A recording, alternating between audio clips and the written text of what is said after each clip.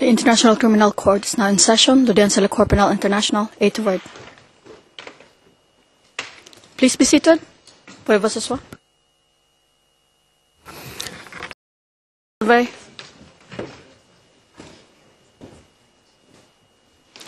The International Criminal Court is now in session. L'Audience de la Cour Pénale. Pouvez-vous vous asseoir?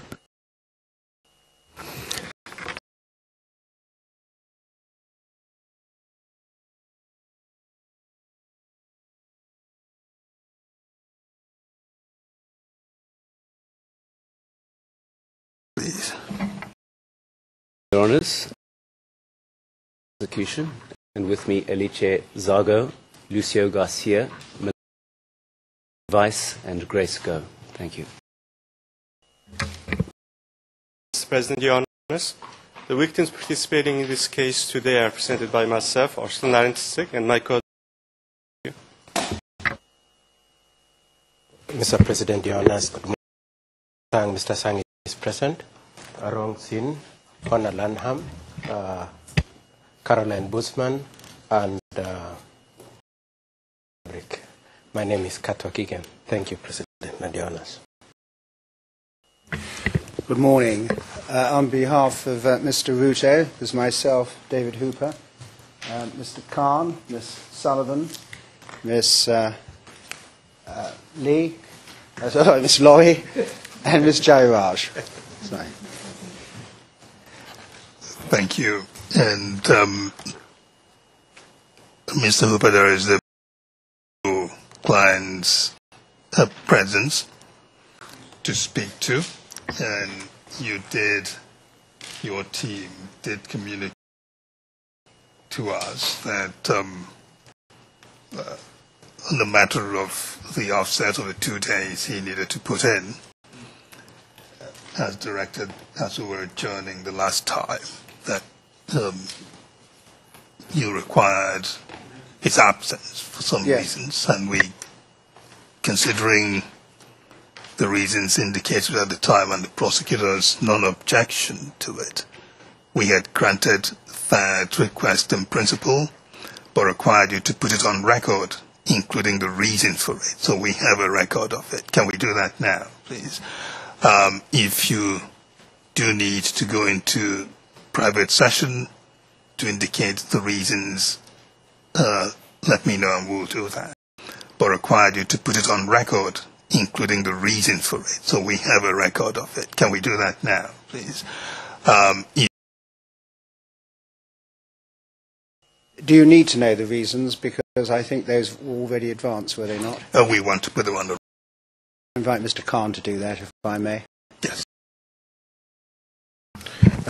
Mr. President, Your Honours, good morning. We are grateful indeed to the position of the prosecution and the trial chamber indicating their consent that Mr. Ruto will attend on the 19th and 20th later this week.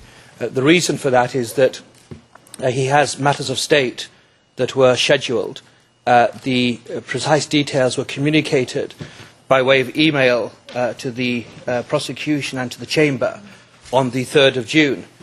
Given the nature of the duties, the fact that those plans were made at a time when the court schedule had the trial in recess, the court has kindly agreed that those 2 days of attendance could be deferred to later in the week. Your Honour, I hope that is sufficient for the present purposes. I'll ask you to put those details on record. You can do that perhaps by way of filing. Your Honour, I can do that, or if you go into private session for 1 moment, I can do that. I think that's better. We'll go into private session.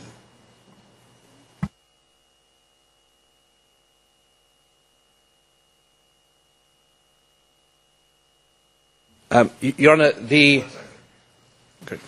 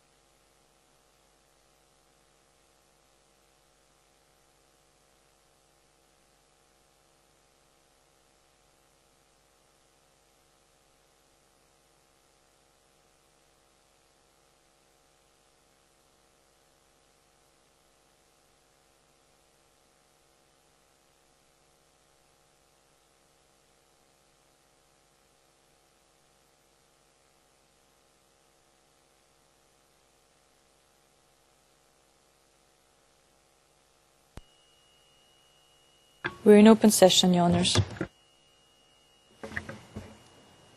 Thank you. Yeah. Mr. Reza, thank you. Mr. President, Your Honours, we are in public session. Yeah, yes, I'm aware of that. Yes, thank you.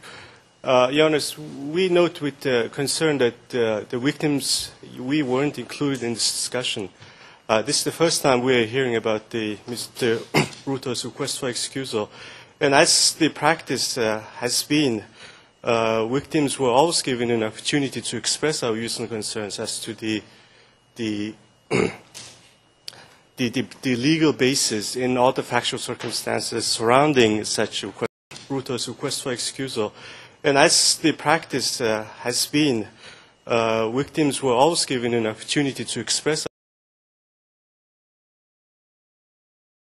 go into the merits of this. But in the future occasions, we would appreciate the defense includes us in their correspondence, as they have done with Your Honours and the office. And this concludes as a mission. Thank you. Your concern is noted, Mr. Naratsetsing, but I take it you would not have objected anyway, would you?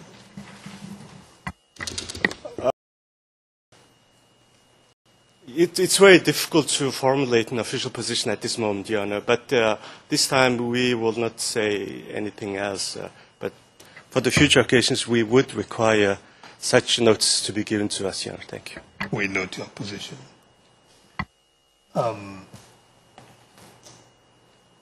Matters of scheduling.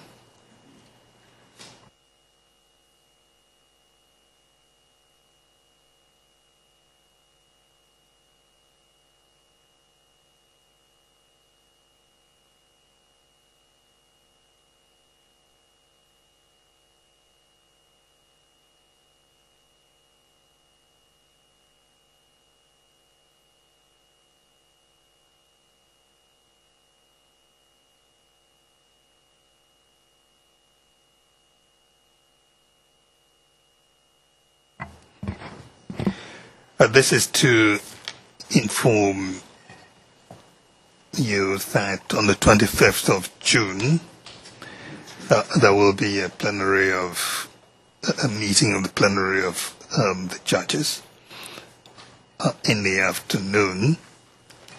That would mean an adjournment of the case during that period. We will sit only in the morning on the 25th of June. That's the announcement. Mr. Steinberg, where are we in terms of the case during that period? We will sit only in the morning on the 25th of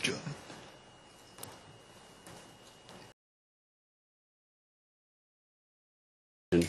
Could commence earlier than that if necessary. There is a witness who we have arranged to commence the following Wednesday. I do anticipate that the witness commencing this Wednesday will approximately 1 week. We expect that there will be a gap following the third witness, however, as the last witness for the session has experienced certain health difficulties which will prevent him from travelling before approximately the 4th or 5th of July. However, I do expect that his evidence will be comfortably accommodated in the remaining time of the session. Right. Did you say that the second witness in order, you anticipate starting the witness on Wednesday? On the 19th, yes, Wednesday. That the witness is already in The Hague and can start sooner than that, you say? Subject to whatever process the VW might still have with the witness, yes, we are certainly finished from the prosecution side already last week.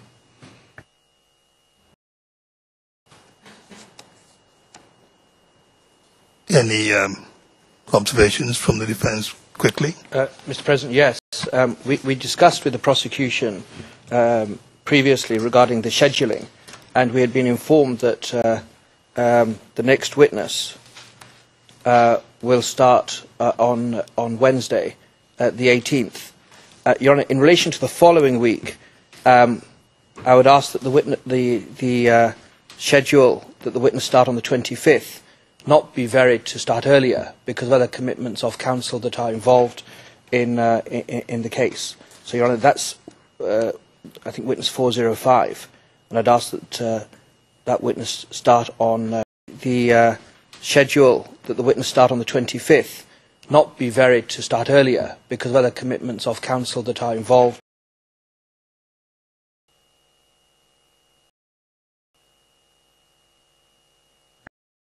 Actually,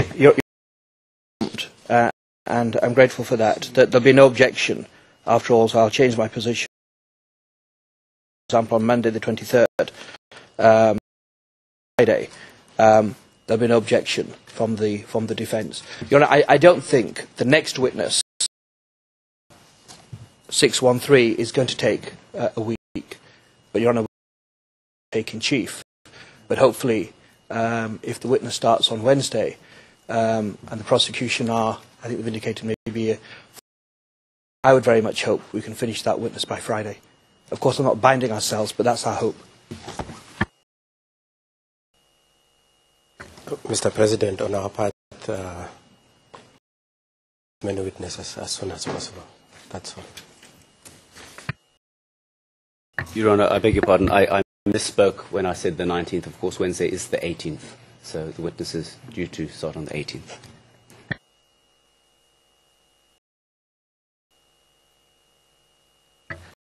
We have no submission. Thank you. All right. The next matter would be the matter of the protective measures for the next witness, 247. The prosecution has made a request for protective measures. Mr. Steinberg, can you briefly summarize it, and if there's anything else you want to add, you may do so. Your Honours, my learned friend, Ms. Zaga, will be leading this witness. She will be answering any submissions, but I can say on her behalf we have no further submissions other than what is already contained in our filing.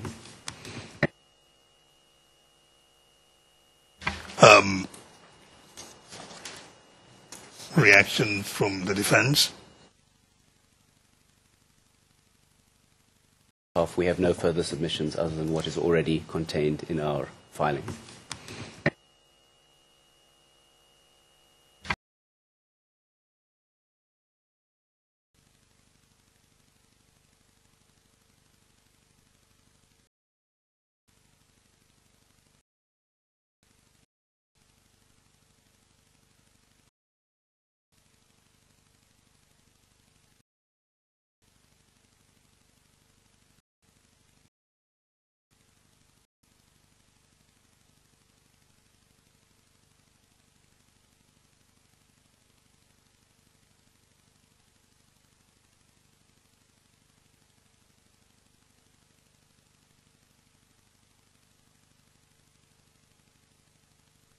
Second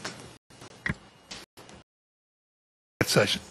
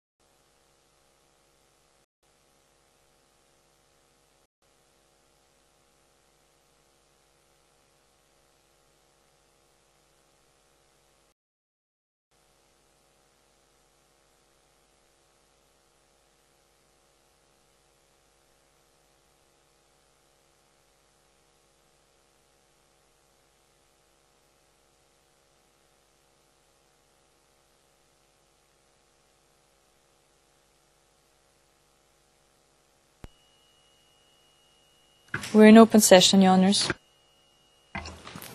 Thank you very much.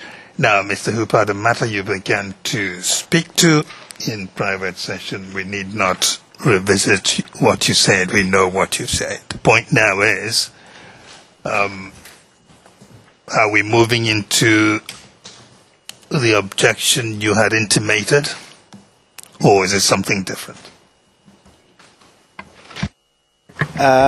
No, I think that would be possibly premature. Of the court as to that, I've indicated that up to paragraph 66, the witness says isn't in dispute, and it can be led or read or dealt with in any manner which the court feels appropriate. And then when we come to the issue of any documents being produced, that's yes, essentially, is this the appropriate portal, as it were, for that to be done through, when we've got Mr. McFadden, for example, arriving next week, who was a commissioner. So it's the organ grinder and the monkey again, really, if you put it like that. Ms. Zago, the offer of the defense, both defense counsel, is that essentially the substantive part. It's the organ grinder and the monkey again, really, if you put it like that. Ms. Zago, I'm happy to have on the record, and questions you need to mop up. From then on, you may ask them. And the defense will, you say to that? The prosecution is grateful for the proposal. We do not oppose it. We propose to tender the statement up to paragraph 66 and the Annex 1 to the statement, which is if there are no objections from under tab 2 of the bundle for this witness for Your Honour's benefit.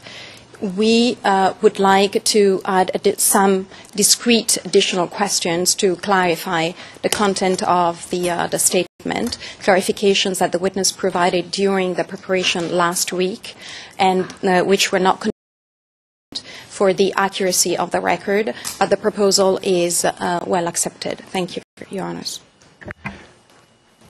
Mr. Naratsatsa, any observations from you since you're here?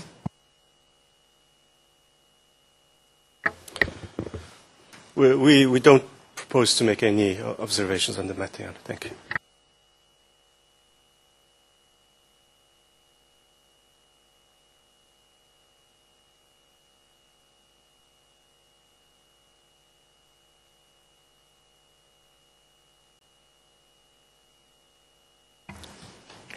We will then proceed in that way.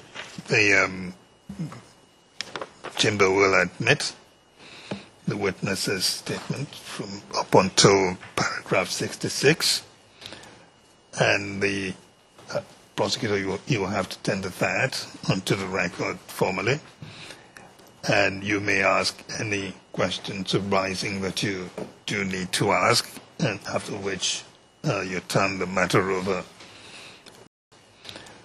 and the prosecutor, you will have to tender that onto the record formally, anticipating whether or not the document witness is something you want to. It's up to you, and then the defense will react and will make a ruling for that part of this witness's testimony. I seek a clarification, Your Honours. The matter of the documents will form part of the examination-in-chief of the prosecution, or will be dealt after cross-examination by the defense? Part of your examination-in-chief. What we're saying is you can bring in the statement without the documents, then if you want that, you need to pursue that course separately as part of your examination. Thank you, Your Honour, for the clarification. witness.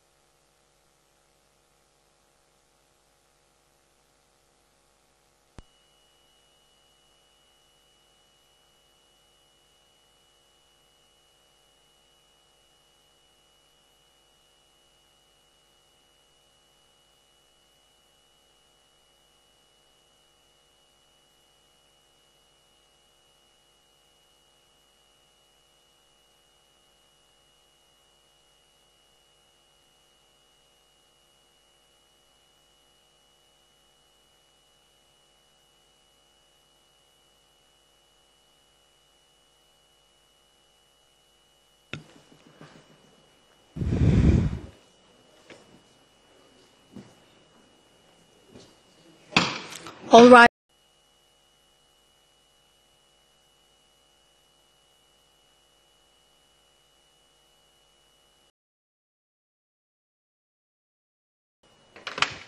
Please be seated. We have a Your Honor. Thank you very much. Court officer, please administer the solemn declaration to the witness. I solemnly declare that I will speak the truth, the whole truth, and nothing but the truth. Thank you. Welcome. Thank you for joining us in our work. As I always remind them that the courtroom belongs to them. So this courtroom belongs to you, as it belongs to all of us here. In doing our work, we do it with questions and answers. The prosecution will first ask you questions in cross-examination, and after that, the defense counsel will cross-examine you, following which the prosecution may or may not have questions to ask you in re-examination. In all of that, it's a series of questions, and understandably some witnesses may feel that some of the questions are too much in terms of their numbers, or perhaps repetitiveness, or some witnesses might be wondering that the question might be pointless or even unfair. In all of that, we will ask you to bear with us. Do your best to answer the questions, concentrate on the substantive information you will give in response to any question asked of you.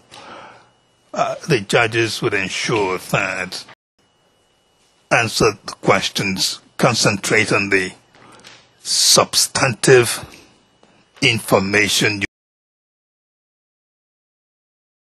you are not asked unfair questions, and that is a job very seriously. Also, pointless questions. If there's a reason to disallow a particular question, you will know it, because we will overrule any question either being unfair or pointless or even repetitive. But just concentrate on the answer you will give to the question. Don't take it personally. The lawyers. You answer a question or the questions by listening very, very carefully, and this is very important. Listen carefully and make sure you understand the question that has been asked, and then answer it truthfully, to the best of your ability to recall the information you give. Once you've answered the question, you've understood it, and you've answered just that question, you leave it at that and let the lawyer ask you the next question. Try not to feel that you have to add something more because there is some silence that you need to fill. First of all, the transcript of the proceedings will not reflect any silence in the question and answer. And secondly, the reason why, or there will be, not maybe, there will be silence is because of a certain rule I will talk to you in the question and answer. And secondly, the reason why there may be silence, so the person asking you a question will wait until you've finished, will observe a certain pause, about 5 seconds pause, next question. So don't think that the 5 seconds pause is an indication to you that you've not questioned that has been asked of you.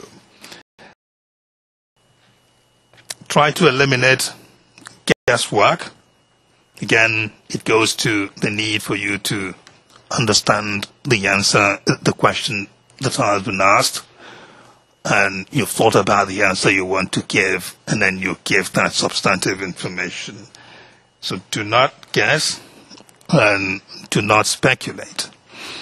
If you must do that inevitably, which it is unavoidable, then let us know that that's what's going on.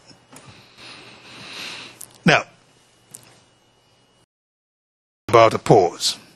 That is important for our work because apart from the people you see in the courtroom, there are other members of the team who are helping to do the work. There are interpreters who are up there in an enclosed compartment, and the court reporters and also interpreters on the other side. They cannot hear you directly. They can only hear you through the microphone. So it is important that we don't have two people clashing on the microphone, because it will make it difficult for them to do their work of reporting. That's why we say when the prosecutor or defense lawyer have finished asking a question to you, wait for them to finish and then try to observe a 5-second pause so that interpretation may finish, and then before you start responding with your answer. Try to speak at a moderate pace. Do not speak too fast. Pause so that interpretation may finish, and then before you start responding with your answer.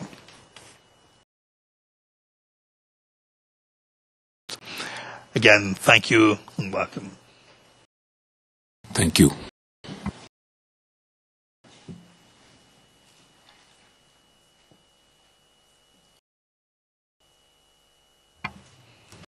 Oh,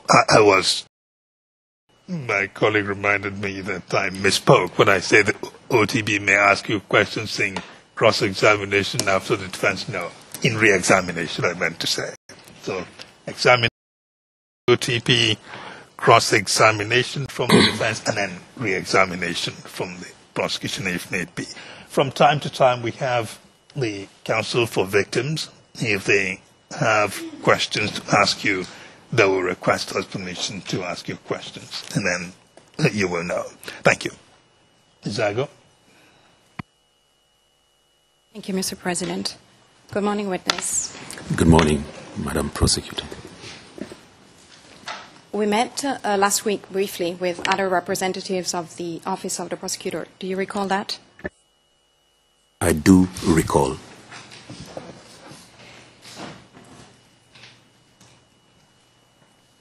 Your evidence today is not in dispute because it is largely of a technical nature, and the defense has agreed that we show you your statement today, which is what I'm going to do right now.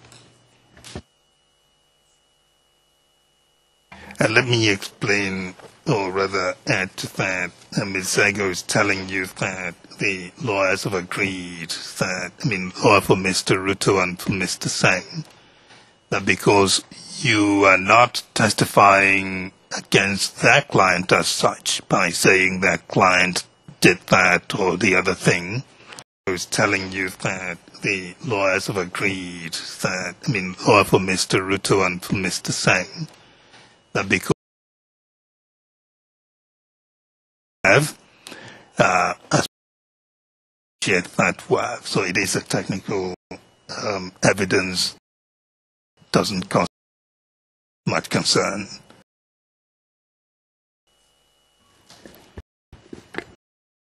ask the court officer to hand the items to the witness for examination, but for the record, the first intent to the attention of the witness can be found in tab 1 of the OTP bundles, and the ERN number is KenOTP 00736, and it should not be publicly displayed.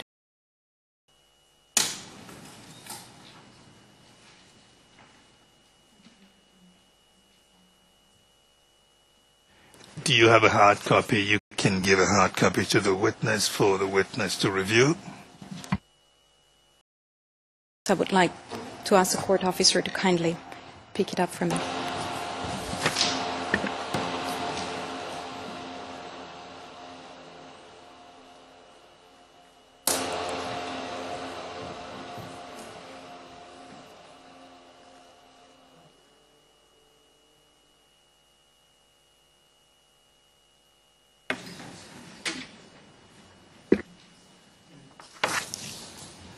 Witness, please have a look at the first document, which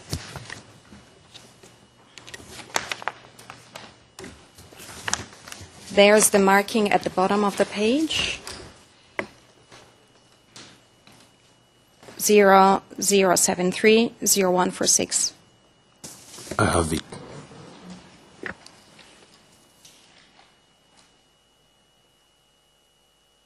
Is this a statement that you gave to representatives of the Office of the Prosecutor? 00730146. I have it.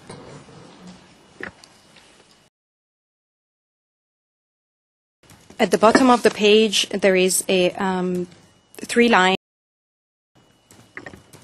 next to the word signatures.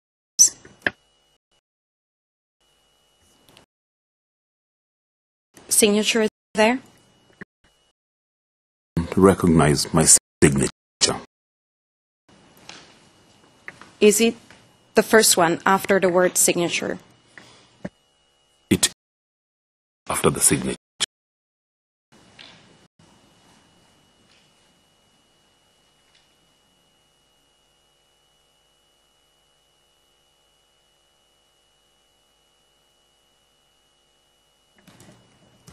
Is the information contained in the statement true and accurate to the best of your recollection? Yes, it is true to the best of my recollection.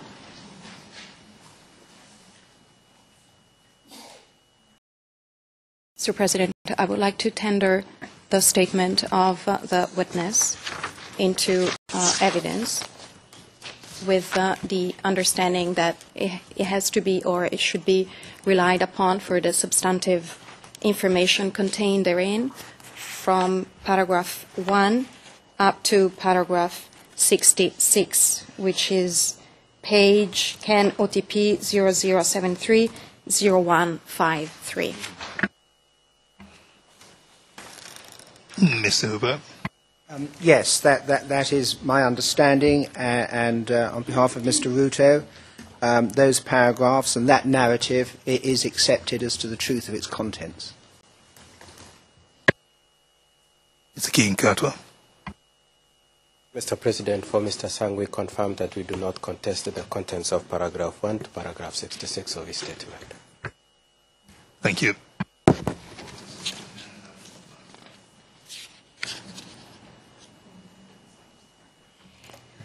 Mr. President, document KenOTP 00730146 from paragraphs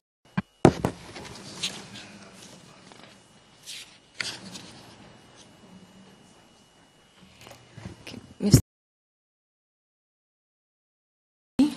T OTP 00088 and will also be referenced as prosecution exhibit number. This document will be registered as confidential. Thank you. The document is submitted on that basis. And we proceed, Ms. Zago?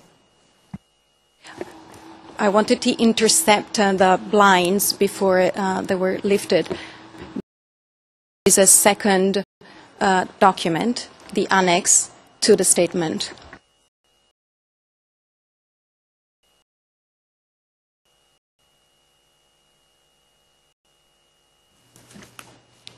Thank you, Your Honours. Witness, could you please turn to the second document that was handed over to you a moment ago, which bear the markings at the top right end of the page, sorry, bottom end of the page, Ken OTP 00730161. I have the document.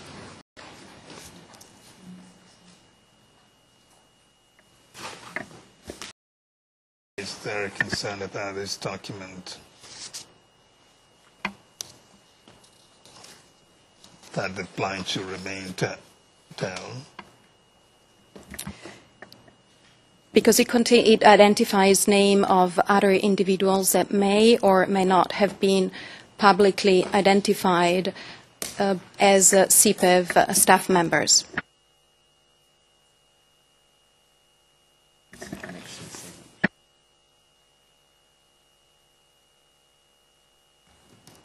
Witness, is this the organigram that you drew for the Office of the Prosecutor in the course of your interview in July 2012? Yes, this is the organogram I drew in.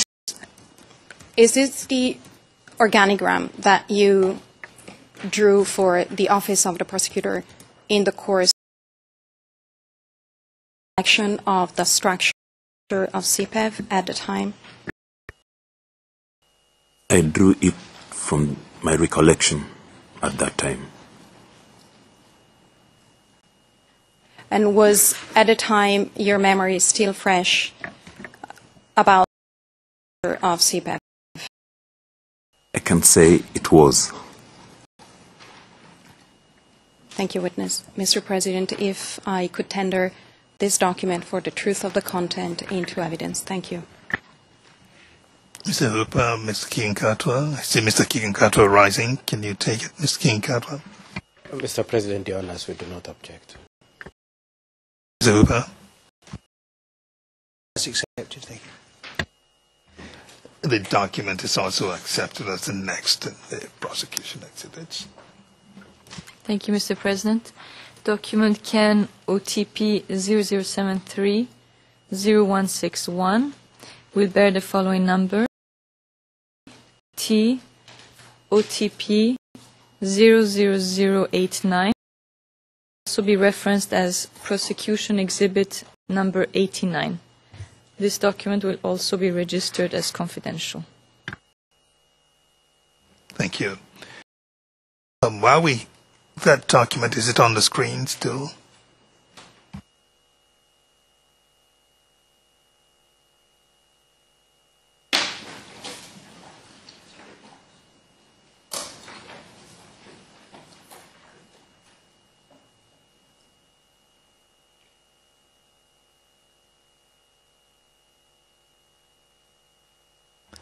Thank you. Ms. Zago, are you going to ask the witness questions about this document? Not this document, the organigram, but follow-up questions from his witness statement. Witness, I have a question for you on this organigram. We know we said you testify in public, but still little discretion is required. From his witness statement. Witness, I have a question for you on this organigram.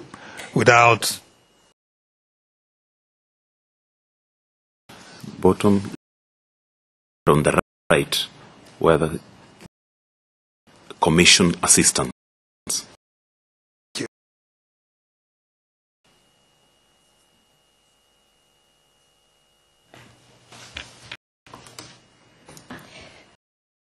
Thank you.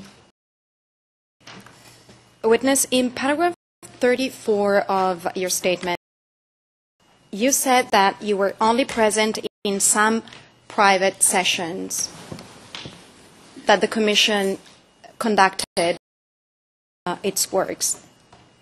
Could you please specify how many times you attended private sessions of that nature?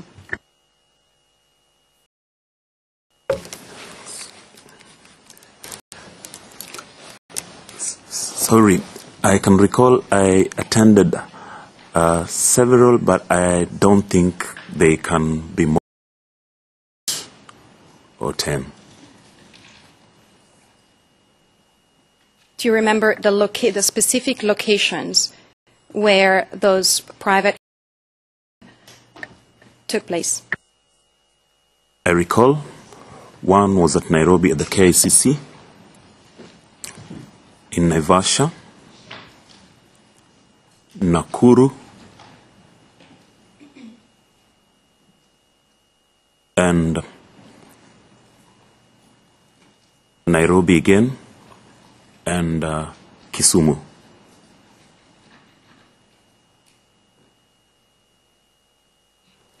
Ms. Ago, before your next question, can the blinds go up now? Yes, I do. Thank you, Your Honor. God officer, please move up the blinds.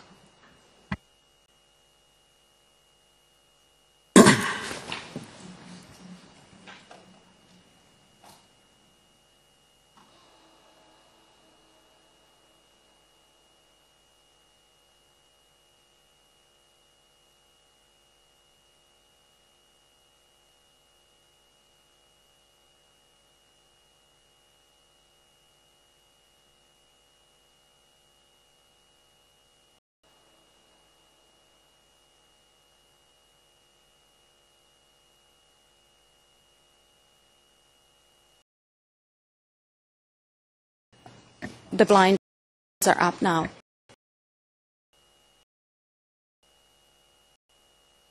The procedural questions, then.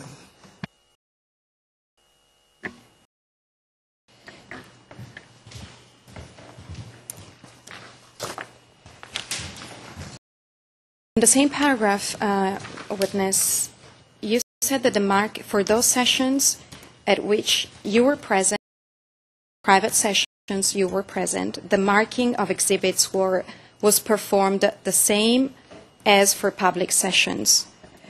When you were not present, who was marking the exhibits during the hearings? When I was not present during the hearings, the assisting counsel did mark the exhibits.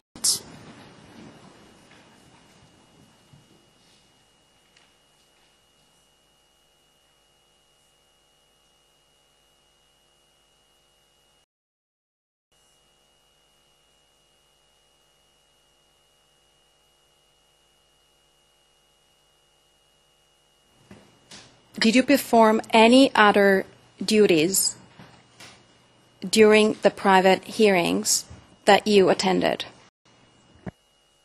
I did perform duties. Apart from marking exhibits, I would interpret or translate to the witness.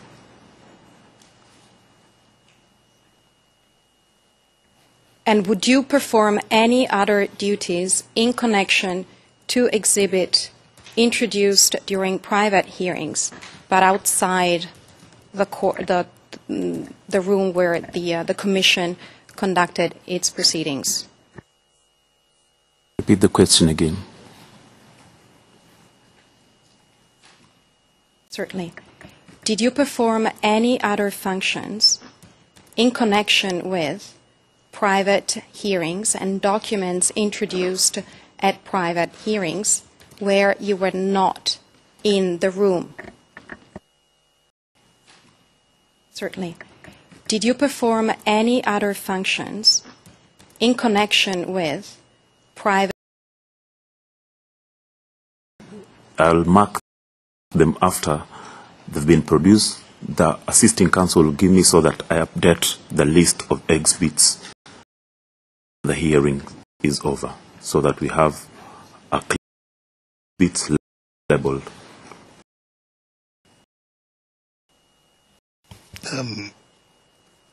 Counsel, do you have difficulty with Ms. Sago as to his functions?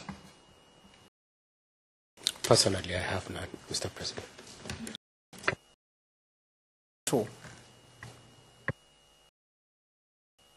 Thank you, Your Honor.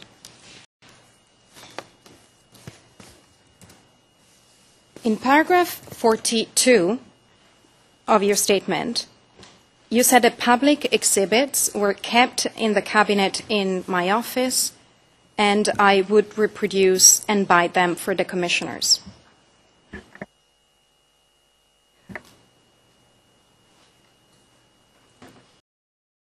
Exactly where the public exhibits stored in your office? Can you describe the cabinet that you mentioned in this paragraph? They were stored in the cabinets in my office. There were 2 cabinets. Were they locked?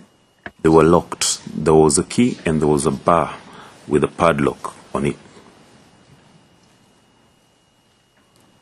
Who kept the keys to this cabinet? I kept the keys to the cabinet and the librarian. The 2 of us.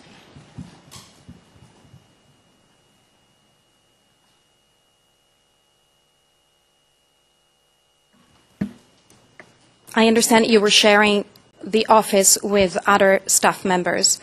Could you please identify them per their functions?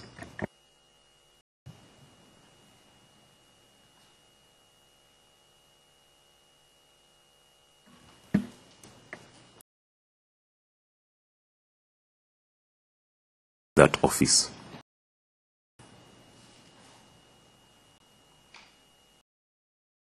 Was your office locked?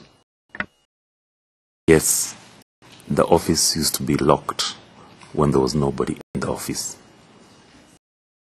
Who had the keys to your office? Keys to the office, and my colleague, the librarian.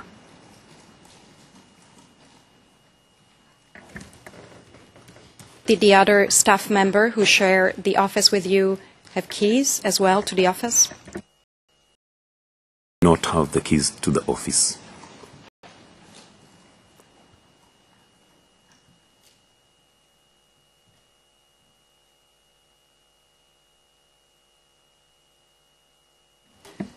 Did you ever give access to the cabinet in your office to anyone else than yourself? From my colleague, none. The librarian.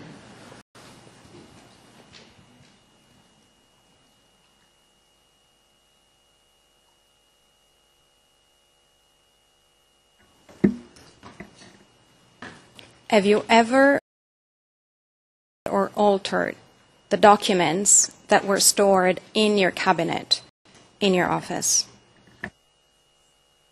I've not, and I did not.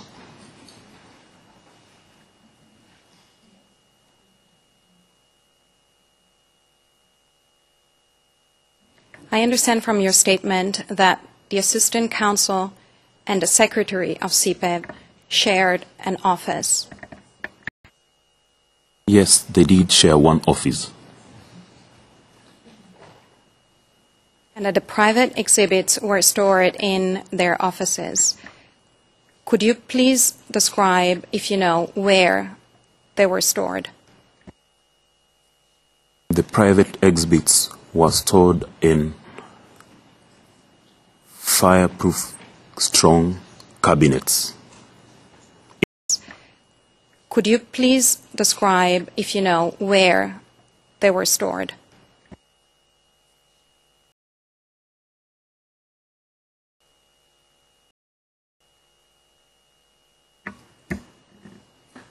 Paragraph 39, you refer to being marked in court.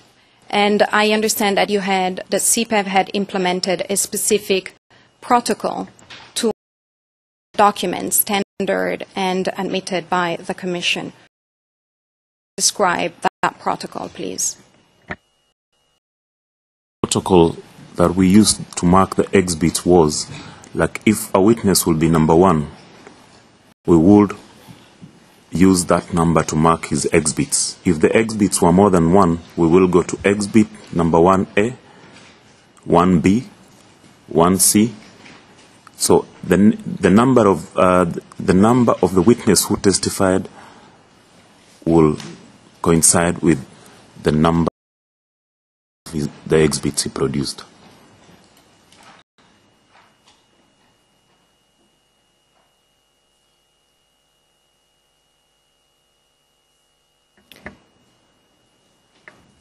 Was there a list of what exhibit prepared? Yes, there was a list of exhibits and witness names prepared on a daily basis.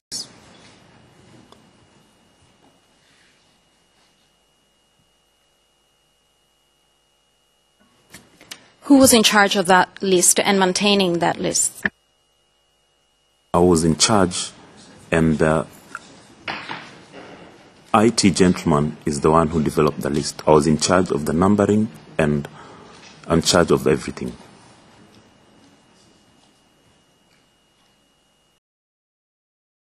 Witness. Mr. President, I have no... IT gentleman is the one who developed the list. I was in charge of the numbering and in charge of everything.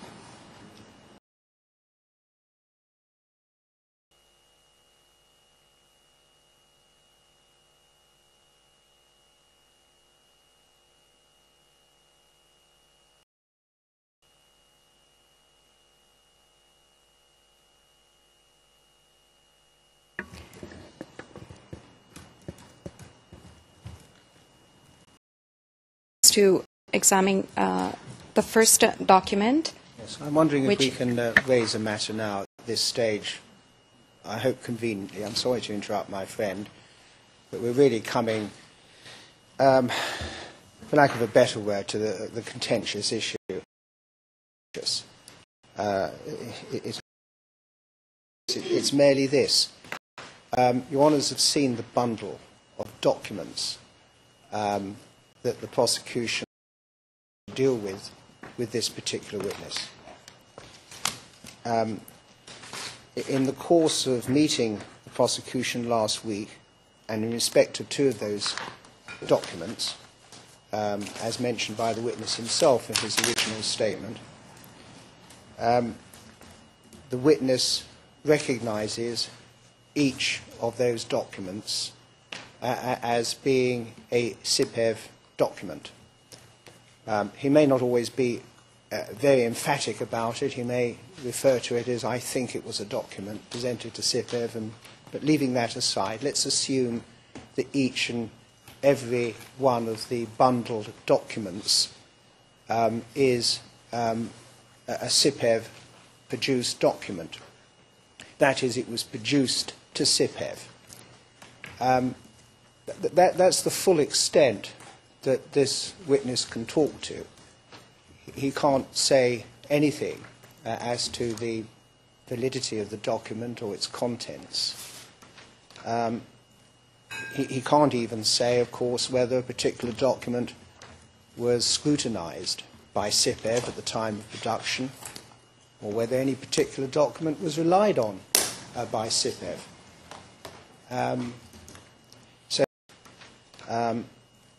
He can't even say, of course, whether a particular document was scrutinized by someone charged, as we know, with the function of. That's his primary, as far as our concerns are today. There's no further than that. Now, you've probably had the opportunity of looking at some of these documents. Some of them run to 200 pages. Recently, was it last week, or maybe 10th of June indeed, we had your decision on the prosecution's request for admission of documentary evidence. it's apparent that all these documents that the prosecution now is seeking to have admitted, as I understand it, though I was told during the adjournment, a number of documents the prosecution only be seeking to be MFI'd, all those documents fall within certain categories of the kinds of documents that your decision dealt with. And so both parties are going to be, of course, I'm sure, guided by the observations that you, the judges, have made in respect of those documents, because those observations, and indeed reservations as to the admission of certain documents or the contents of certain documents, are going to be met again in the course of discussing these future documents. There's about 10 of them, or 11 of them. Mr. Hooper, but there is a context to the decision, isn't there? Yes, for one or two, I think, of those documents, I believe it was the documents of the Office of the High Commissioner for Human Rights, or human rights investigation reports, especially the OHCHR documents. There was an indication that they are typically not the documents of the Office of the High Commissioner for Human Rights,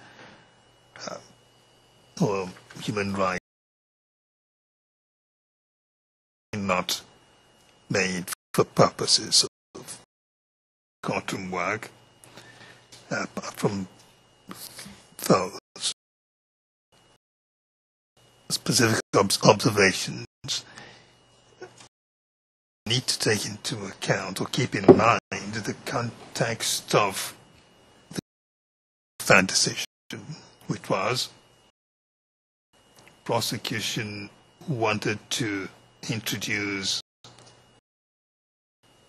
those slew of documents from the bar and not through a witness testifying.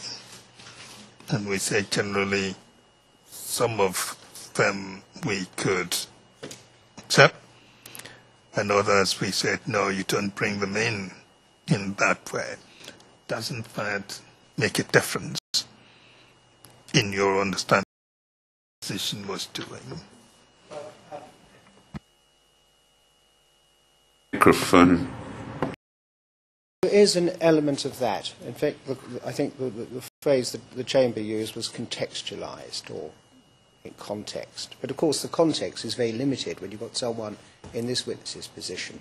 He's merely being used as a hanger upon which to put documents that are nothing to do with him otherwise at all. So we can... One second. So we're in the position... Mr. Hooper, 1 second, let me finish. And the other part of it is, if a witness comes in, a party, could be you in future, wants to tender a document through that witness, are we not back to the default position? Default as in something other than the bar, quote-unquote, bar table method. There was wants to tender a document through that witness, are we not back? If I can put it, the first step in having a document admitted for the truth of its contents. What I'd submit is this, that the prosecution and indeed the bench now have this position,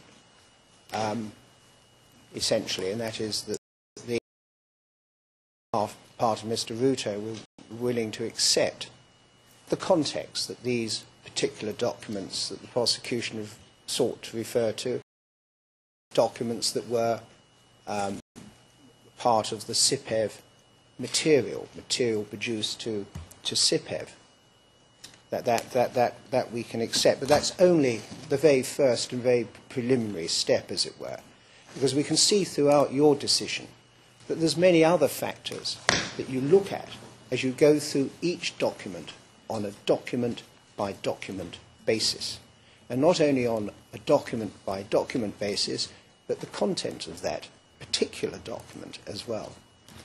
Now, at this point, we are somewhat disadvantaged, as indeed you will be, because we don't know which part of these documents, 226 pages, say, 130 pages, 56 pages, whichever the document is in this bundle.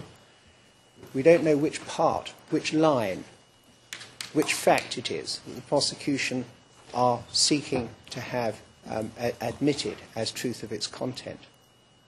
And so we're now going to be occupied with what could be an involved and lengthy discussion in this way, when we would submit that the more appropriate way of doing it is, first of all, perhaps to proceed with these documents in terms of a Mr. McFadden, who's the Commissioner, for example, and who is perhaps better placed than this witness to talk about many of these documents.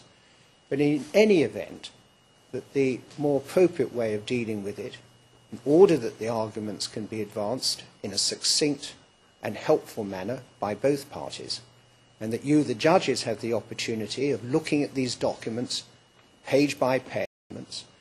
But in any event, that the more appropriate way of dealing with it, in order that the arguments can be advanced, is observation. The bar table motion presentation would seem, we submit, to be a more appropriate manner of going about it.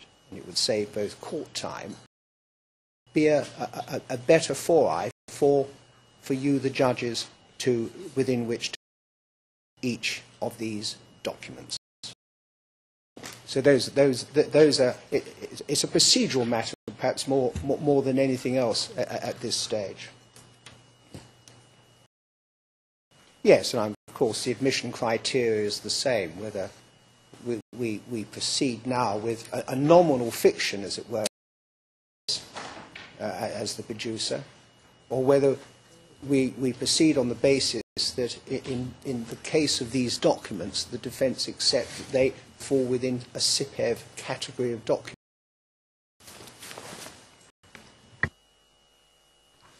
Mr. President, with your permission, I propose to have my colleague, Dr. Buitsman, to address you on the admissibility.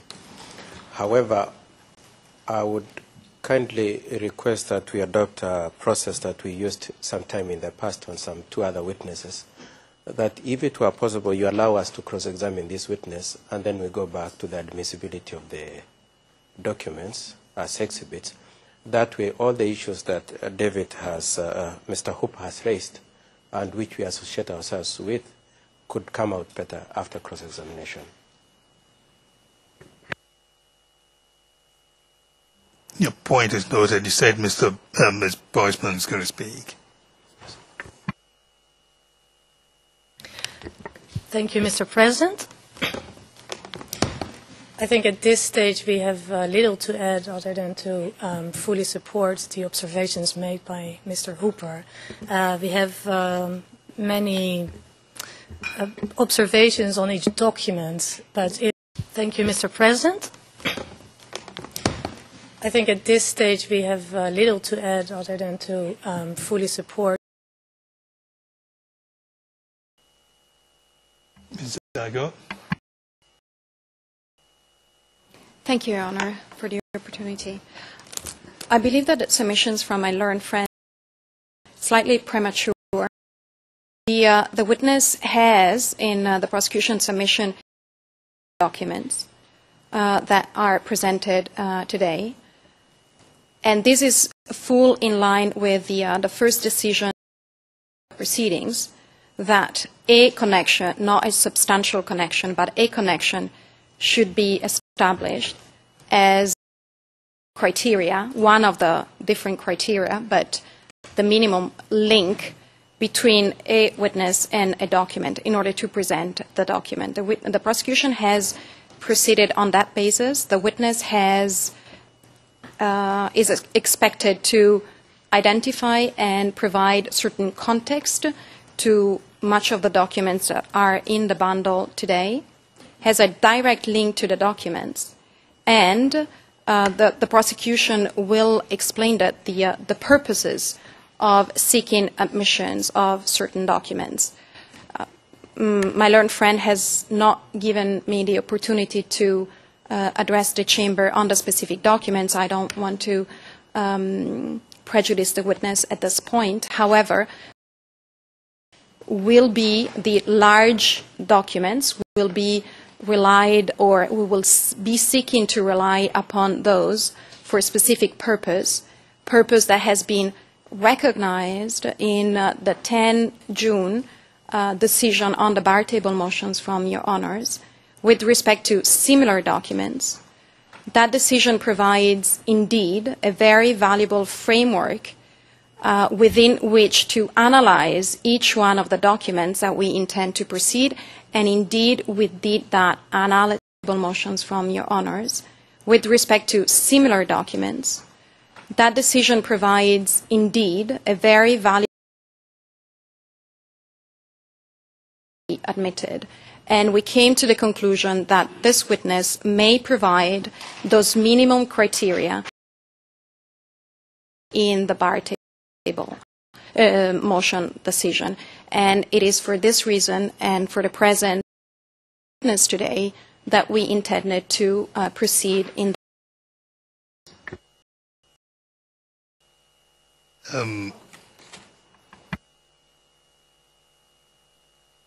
If I may provide a further addition to my submission, which is that the prosecution has identified those sections per document which we intend to rely upon.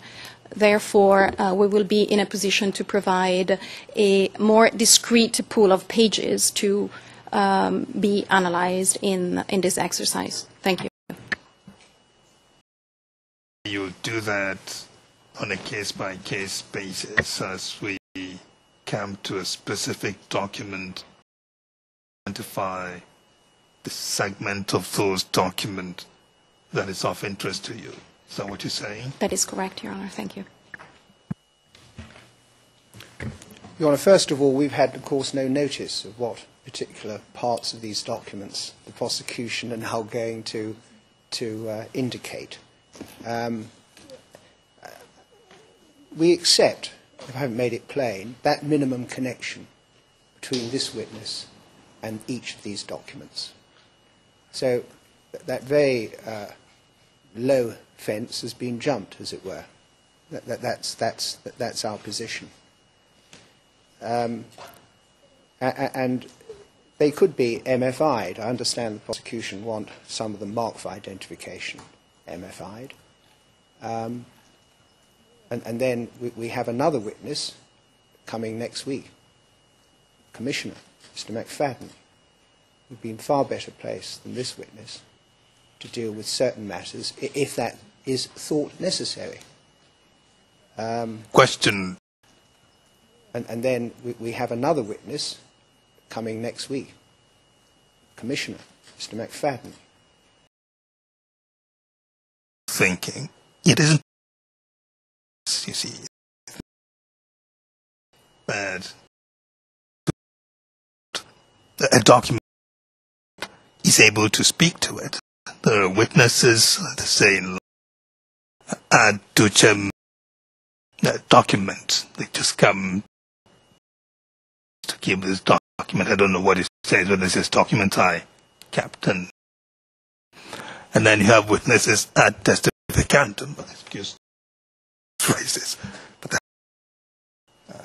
one learned those things that speak to the truth of document. So it isn't always the case that the witness really has to be able to speak to the content of the document that they tender. Isn't that the case? Yes, but that isn't the problem or the burden, really, that confronts a defence in this kind of situation. We have material now that's being... Take a document of 226 pages, one, which is a gender report, a gender-focused report. you've probably had an opportunity of seeing that, and you'll see that it's actually a composite document made up of documents, Human Rights Watch documents and the like, an HCR document, which have already been reviewed in your decision rejected. And yet decisions are being, conclusions are being reached in respect of these documents. So we've got quite a tangled web, as it were, in these documents. These are not straightforward documents. These are not laundry lists. These are quite extensive documents in the main. Prosecution have placed the defence in this position that we don't know what they're going to rely on in order to then compose an argument in respect of that particular reliance. But isn't a way to disentangle the whole thing is to say, well, prosecution have placed the defence in this position that we don't know what they're going to rely on in order to then compose an argument. Just like the indicia of authenticity, it's a separate, they may be relied upon for the truth asserted, right? Which is a second matter we need not trouble ourselves with as this witness. And in the meantime, the prosecution would give you the list of the parts of these documents that they intend to rely on. We don't need to do that ahead of time while there's witnesses here. Well, as I understand it, effectively a first step, and then what our table, or at least a party's response. Because unless we deal with documents as they happen, as it were, whether it's by bias, we can lose sight of the document. It becomes difficult, particularly for the defence, to address issues in respect of a document, unless we're given that opportunity to do so. And it's generally easier with a longer document and of greater assistance to the Chamber if the defence or the party's arguments are contained in what, in effect, is a bar table motion. So effectively what we'd be saying is this goes through the witness, but observations in terms of the admissibility and the weight to be attached to such a document, those could be contained in observations, perhaps with the same or similar layout as we've seen already with the prosecution's bar table motion, a grid where they specify the document and its number, the page they seek to reference on, leave the defence that column on the right to make its comments. Mr. Hooper, I think we've had enough.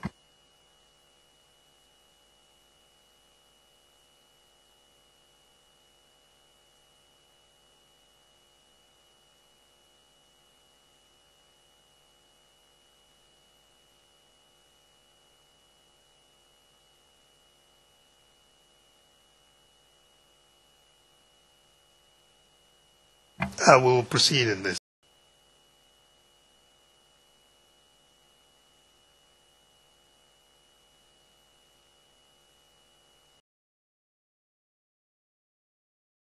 Proceed in this manner. If the witness was a record keeper, the document comes in without prejudice to making submissions at the right moment, as to prosecution seeks to do in terms of proving their case with each particular document. Yes, I'm just that last bit. Without prejudice to the defence making submissions at the right moment. Now, when is that right? Could be at the point where the prosecution says, judges, which the witness, the CPEV clerk said was his, was admitted, and document X says that, and we want you to convict Mr. Ruto or Mr. Sang on the basis of that assertion. That would be the right moment. All right. Now, that right moment can either come as we'd hope it would, Your Honours, or the Chamber's direction to the prosecution to produce a table forthwith identifying those aspects of these documents that they rely on, respond. Because the alternative is that we then have to, wait, let's say in theory to, say, closing briefs. Well, closing briefs, of course, if the other cases in this court, as happened in Katanga, where we had simultaneous filings, prosecution and defence, we'd have no opportunity to put in a written objections. And these kinds of issues are not well treated or suitable, really, to oral submissions made in the course of, for example, final submissions. And so the right time would be a right opportunity, and I'd ask the court to give us that opportunity, and that should be more or less forthwith. These are the documents, this is what the prosecution seeks. Oral submissions made in the course of, for example, final submissions. And so the right time would be a right opportunity, and I'd ask with this witness, and second, in the circumstances that documents, for example, that rely on hearsay, sources, and reports that have been rejected already by the chamber, etc., etc., etc. Quite a matrix of objection that arises because of the nature of these documents. Mr. Hooper, we are comfortable that you can deal with this matter at the right moment. The right moment, either at the final submissions in the case, or if you do make your no-case submission at that stage. So let's not proceed as outlined. Well, we'd feel prejudiced by that, and we'd seek, in those circumstances, to address the documents through the witness, if that's the only alternative we have. We need to make submissions about admissibility. We wouldn't want what I thought was a practical approach to this morning's witness to end up prejudicing our position. If the prosecution want to laboriously go through this material, then so be it, because we have issues, of course, as to the provenance of this material that we could raise. We've shortcutted that to some respects. I hope it's not going to prove to our prejudice. Your point is noted on the record. Yeah. Let's proceed. With your permission, Mr. President. Mr. President, I had inquired if it is possible for us to be allowed to cross-examine prior to the attempt to produce the documents. And I was wondering whether you could... you will... With your permission, Mr. President. Mr. President, I had inquired if it is possible for us to...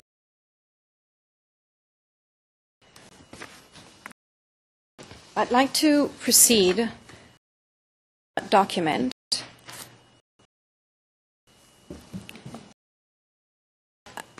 I'll ask the court officer to on the screen of the witness, but the document is confidential. The blinds should be down for that purpose. Year and number for this document is KenyaMOJA.com 0001-1288 under tab 3 of the OTP bundle.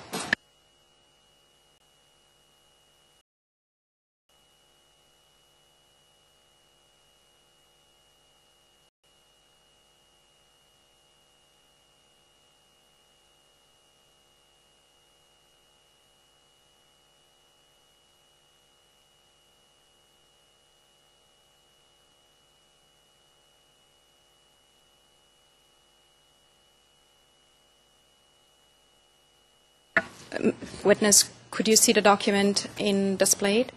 I can see the document displayed. Again, why are the blinds down so that 1288 is being discussed? The prosecution considered this document to be confidential in nature because it was presented to CPEV, our understanding, in private hearings and is a confidential document from CPEV, has not been publicly distributed. It contains names of witnesses, their addresses, their phone numbers, the summary of their evidence, etc. We do not intend to bring those sections to the attention of the witness. However, the nature of and the existing names of witnesses, their addresses, their phone numbers, the summary of their. Have you had a time to look at the document? Yes, I've had time to look at the document. Have you seen this document before? I saw this document. Explain the circumstances in which you saw this document before. This was among the documents kept by the assisting counsel. Kept. Office. And how did you see, or how did he come to see this document specifically? This copy, one copy was produced to the commission, and I had to reproduce some three more copies for one for the assisting counsel and the other for the two commissioners for their use.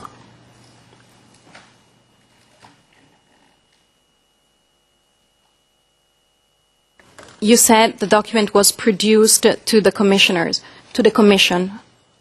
Yes. Sorry. Could you please explain why produced to the commission? This document was tendered in as an exhibit in a private session in the early days of the commission. Do you know how the document was tendered as an exhibit? This document was tendered in private, and if I'm not certain, it was tendered by Muthoni Wanyeki.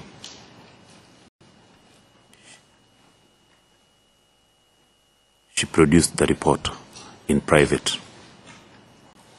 If I can go by the list of exhibits that are hard to generate after these documents had been produced in private.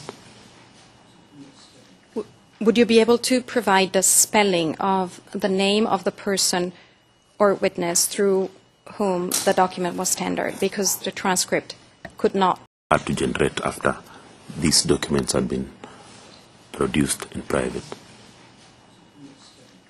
Would you be able to? A-N-Y-E-K-I.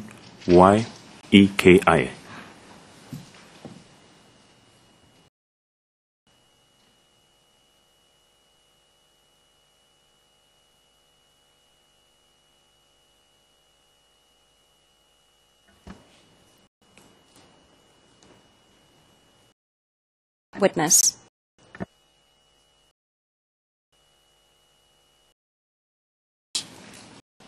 She was from Kenya Human Rights Commission.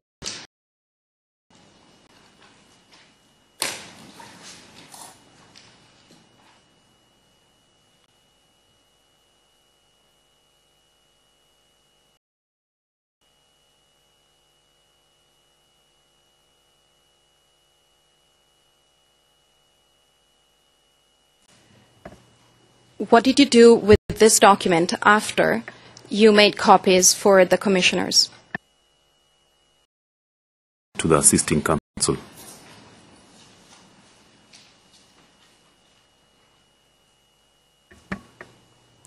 All the copies made for distribution to the other commissioners. Do you know what the assisting counsel did with the document after you returned it? I don't know.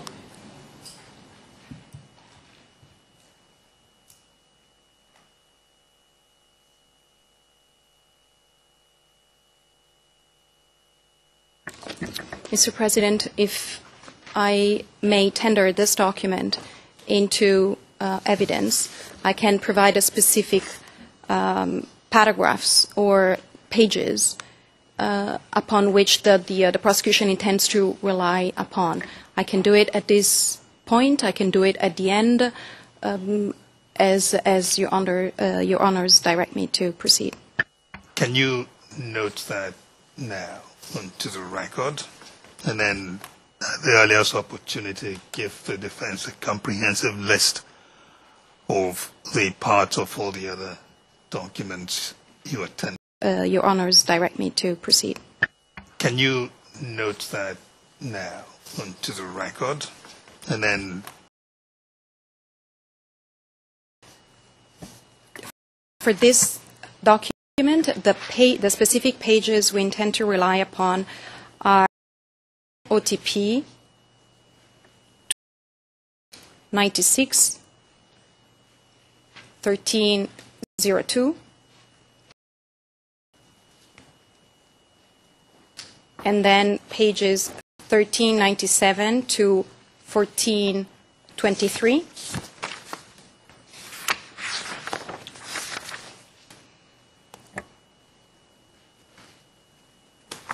Plus the first page, 0001, 1288.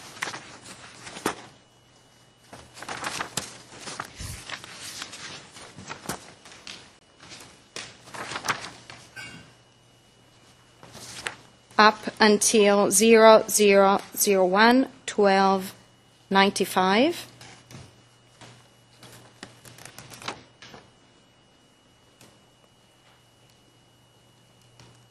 And 1296.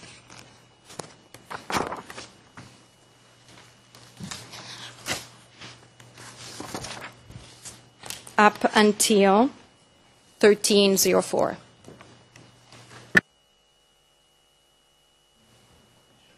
Just one matter. Is there any reason why the defence hasn't been provided with these pages or other references before this morning?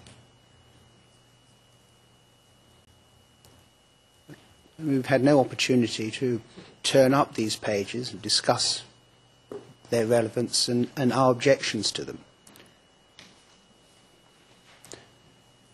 The Court's going to, of course, need now to look at each document, document by document, before any question of admission arises. You're going to have to listen to objections, the Bemba appeal and all that. So you, hold on, Mr. Document by document, before any question of admission arises, you're going to have to listen to. You, of course, appeal legal process. Lawyers who don't like the ruling of a court can always appeal. No, I'm not sneaking in any way. Which you quoted yourself in your paragraph 19 of your decision. In the Bemba appeals judgment, the Chamber conducts its admissibility assessment, undertaking an item-by-item analysis, providing individual reasons. The process that we appear to be entering into now in an oral form, but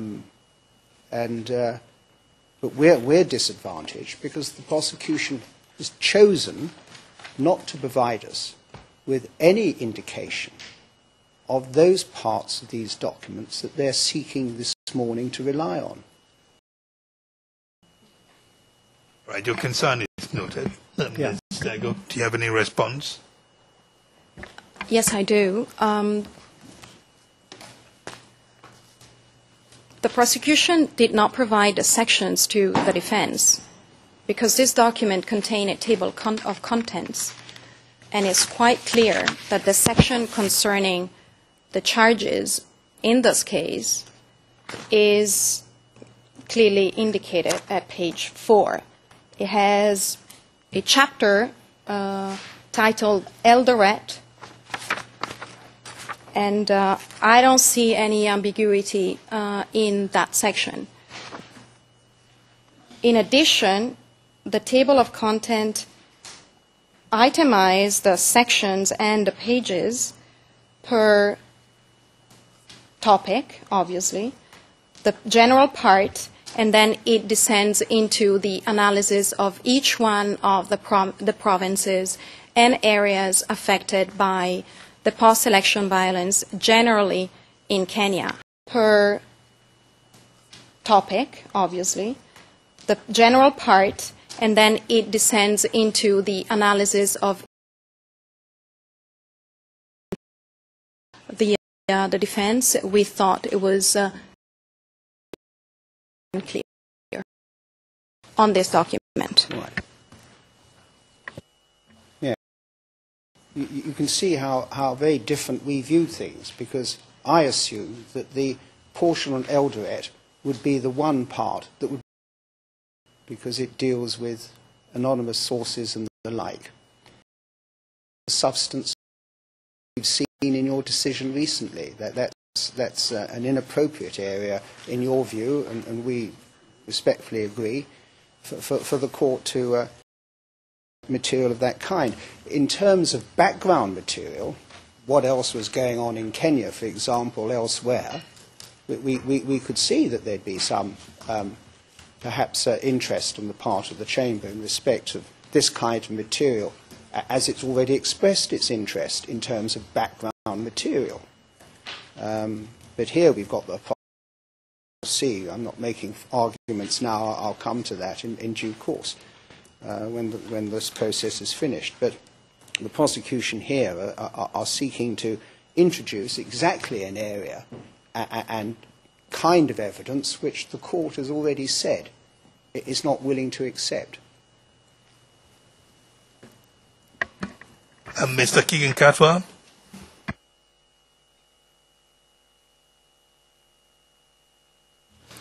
Yes, Mr. President. Well, we support these views. In addition, I'm actually confused because there are a number of references that we're particularly concerned with in this document. And I just want to ask clarification on your part. Firstly, are we, when the prosecution seeks to rely on certain pages, are you limited to that? Or is somehow, because in your decision you say you prefer the entire document to come in. So I just want to make sure that if you're relying on the references of the prosecution, that other references are not of our concern anymore.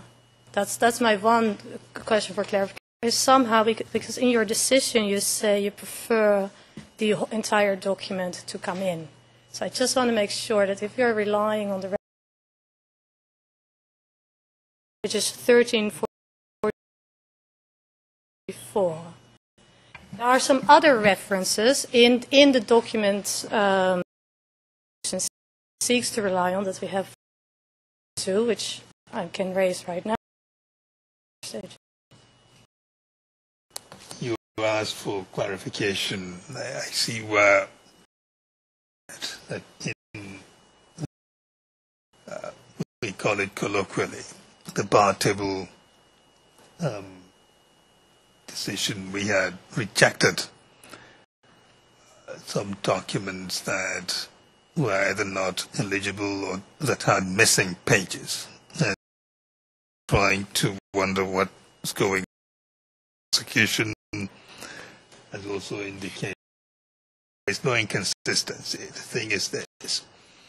The prosecution has now indicated the pages that it wants to rely on this document. The document has other pages. At least the document is complete. Perhaps in those other pages, the opposing party might see something of interest to them. They also may be relying on. The fact that the prosecution has indicated the pages that the prosecution is interested in this document does not preclude the defense from relying on the other pages that the prosecution has not indicated. But the defense or the opposing party is in a difficult position with a document that is not complete, because you do not know whether there are other pages that contain stuff of interest to you. That was why we said we would not accept the documents that had missing pages in the past. Mr. President, if I may. Because as I understand it, we can still rely on the other parts, but what about you, the judges? The only reason I really want to be sure is because there are some incriminatory parts in these parts that I think the prosecution is now not seeking to rely on. Because as I understand it, we can still rely on the other parts, but what about you, the judges? The only reason I really want to be sure. So we can move on. One more thing, because we have some observations to, on the actual the prosecution is relying on. Should I make this? There are some refer you to page 13 and 14, and these are references to our KSFM. And we have a difficulty admitting this document in this way. Your decision, I note you make a distinction between the bar table and admitting this document through a witness. Certain principles that you've set out that I think are very important in considering the admissibility of this document, and particularly paragraph 14, and this is 13 decision. You make reference to your overarching obligation under Article 64(2) of the statute to ensure that the trial is fair and expeditious, and with full respect for the rights of the accused and due regard for the protection of victims and witnesses. And on that basis, you state that the Chamber may rule on the relevance or admissibility of any evidence, taking into account the probative value of the evidence and any prejudice that such evidence may cause to a fair trial, or to the fair evaluation of the testimony of a witness. And to come back to paragraph 25, where you do note that there's an obvious interest on the part of an accused person to confront any person whose testimony would implicate an accused in criminal conduct, either directly or indirectly, including for purposes of the theory of common criminal purpose. And then you rely on Article 67(1)(e) and 69(2), and also Rule 68. So in light of these observations, I would like to, including for purposes of the theory of common criminal purpose, and then you rely on Article 67.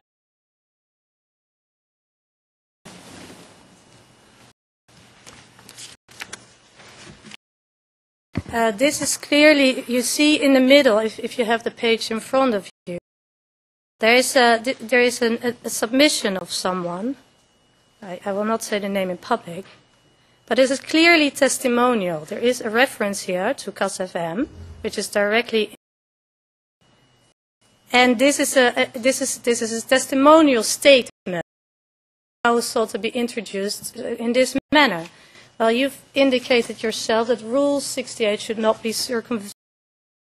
Well, there is none of the, I don't think I have to take you through Rule 68, because this is clearly not Rule 68. Then I would like to take you to the next one, which is 1418.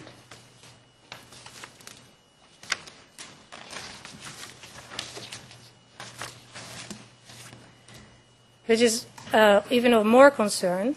I see my learned colleague is standing up. Apologize, I didn't mean to interrupt.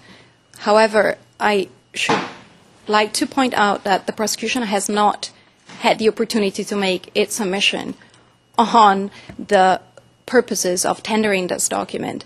Therefore, I believe that we're jumping the gun, if I may use this colloquial expression, and because we're descending into discussions of testimonial evidence. The testimonial evidence is relied upon to prove in support of acts of conduct of the accused, rather than background information. So I believe that to canvass this discussion in a more meaningful manner for the defense as well is that the prosecution is allowed to make its own submission as to why the prosecution wants to rely upon this document. Thank you. You will, in the circumstances, get a privilege of reply, but let Ms. Postman finish her submissions. Thank you, Mr. President. At page 1418, a reference is made. In the circumstances, get a privilege of reply, but let Ms. Postman finish her submissions. To KSFM, and there is a quote which is directly incriminatory to Mr. Sang. There's even a reference to Mr. Sang himself. We don't know who made this allegation. It's based on the Kenyan National Commission of Human Rights. We know that that's one of the reports that you have excluded in your decision on the direct table motion. The other statement just above it is again testimonial. We have a name. I won't say it in public, but we have no other information. We do not know how this allegation came about. And there's one more that I wanted to mention, which is on page 1400.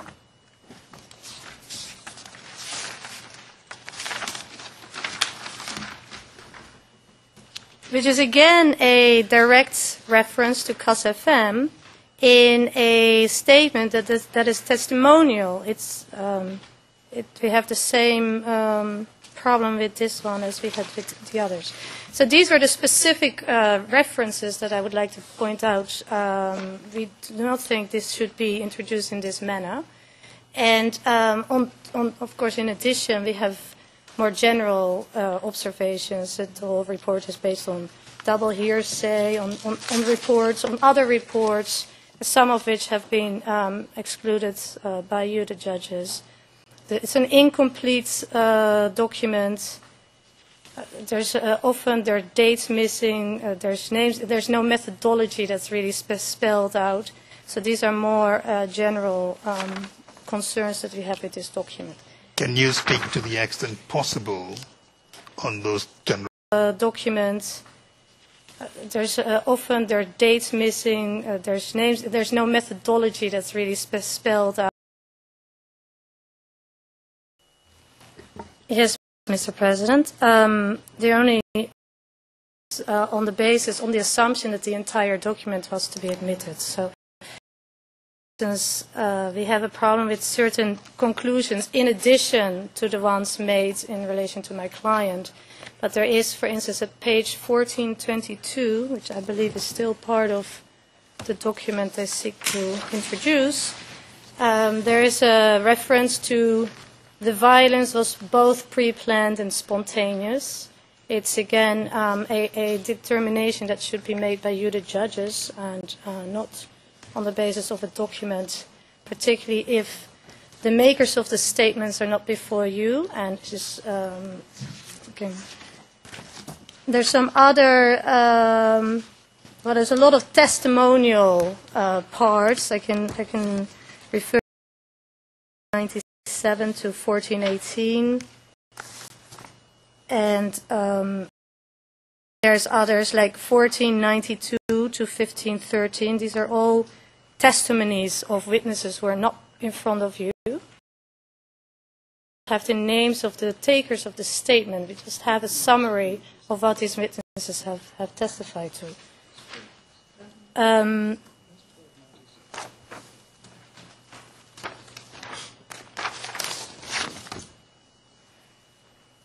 Would it be correct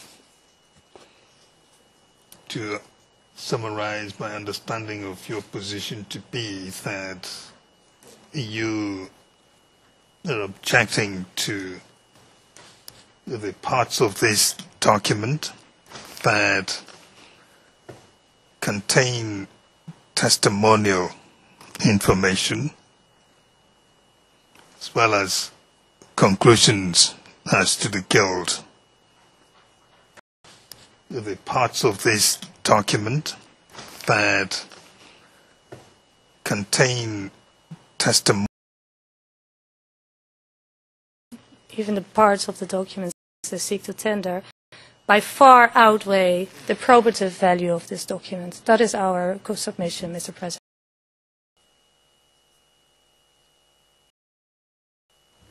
Thank you, Your Honour. Yes, allowed to make some observations, and we certainly have some observations to make in respect of the document. I bear in mind what my friend said about she hasn't yet addressed the relevance or the sought relevance of this particular material. But you've got the document at, I think it's your page 3, is it? Or tab 3? Is it tab 3? Because we've had different matters, and it is tab 3. Now, the CIPEV report. The CIPEV report, this is the gender-based report, and the first section that my friends referred to is 1296 to 1302, and later 1286 to 1295. So we're dealing with, as I understand it, the very first part, that is from the forward onwards, the introduction,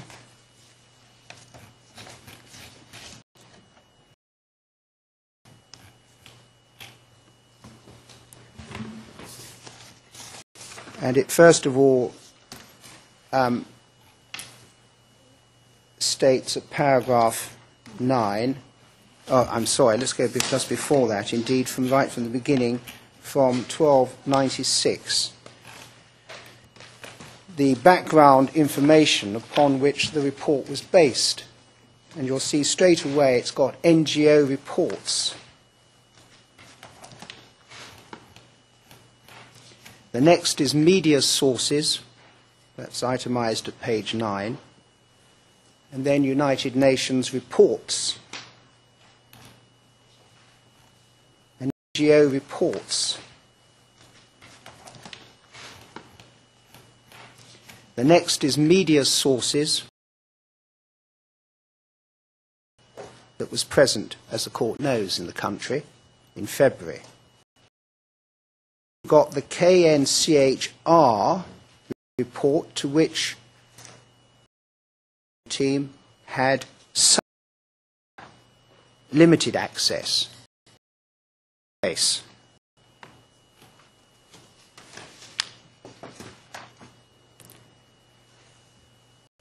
And then it deals with police reports,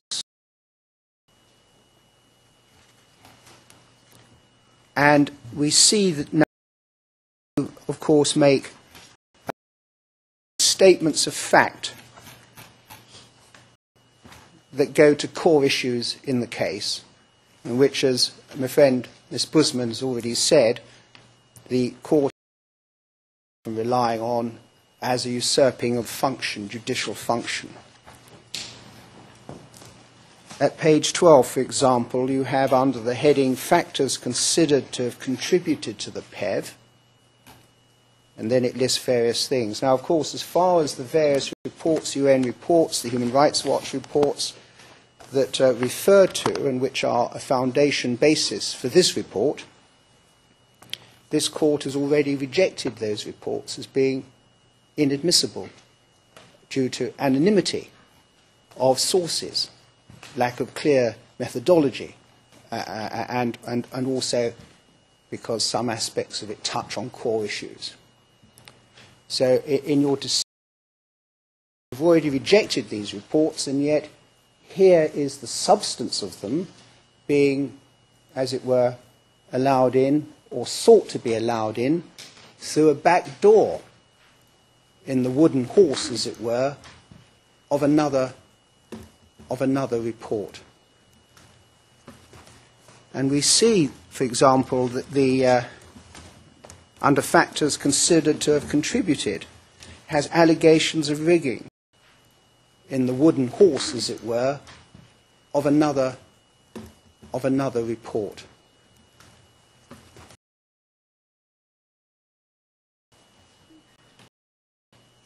Ethnic tension, use of criminal gangs there, Taliban, and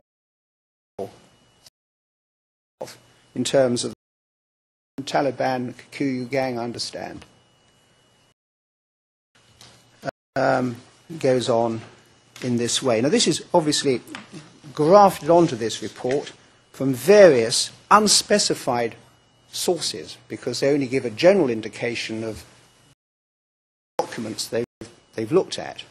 Documents, as I say, which have been rejected by this court, its decision. And then is province view. Now, and this is at page 108 and 7, sought to be relied on by the prosecution. Paragraphs, they told us, pages 1397 on TP designation. That's 1397 to 1423. If we look at that, we see that that is all the Eldoret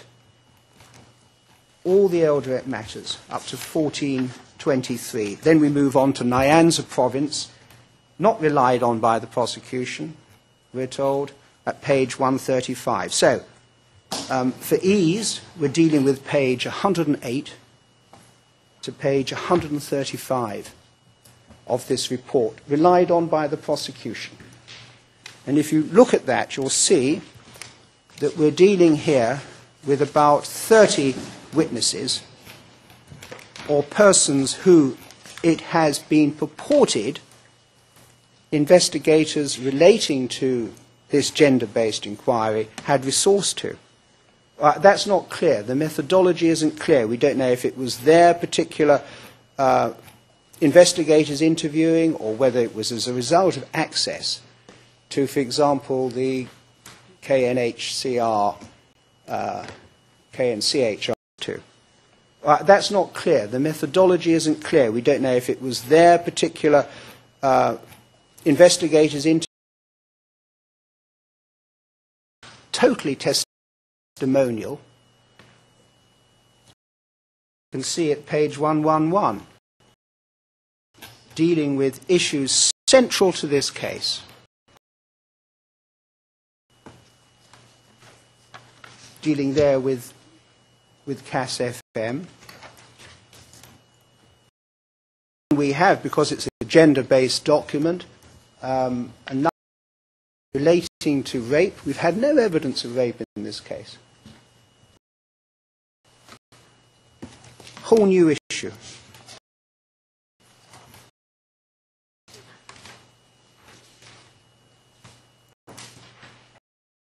From page 118, it moves from being nominated, not animized, but nominated persons, of whom, of course, the defence does not have access because we don't have sufficient detail about them. And in any event, this has been sprung on us this morning. From page 118, we have a review of statements and information collected. And again, it's not set out what, in fact, that is based on, what statements or what information, which are the reports.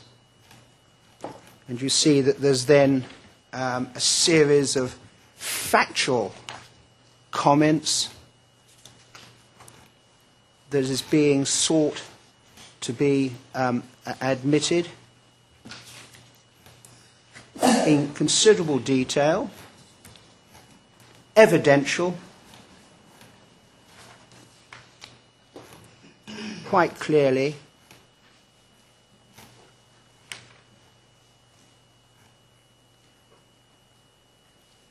dealing even at page 129 with evidence of inciting names of alleged perpetrators, including Mr. Sang, Mr. Ruto,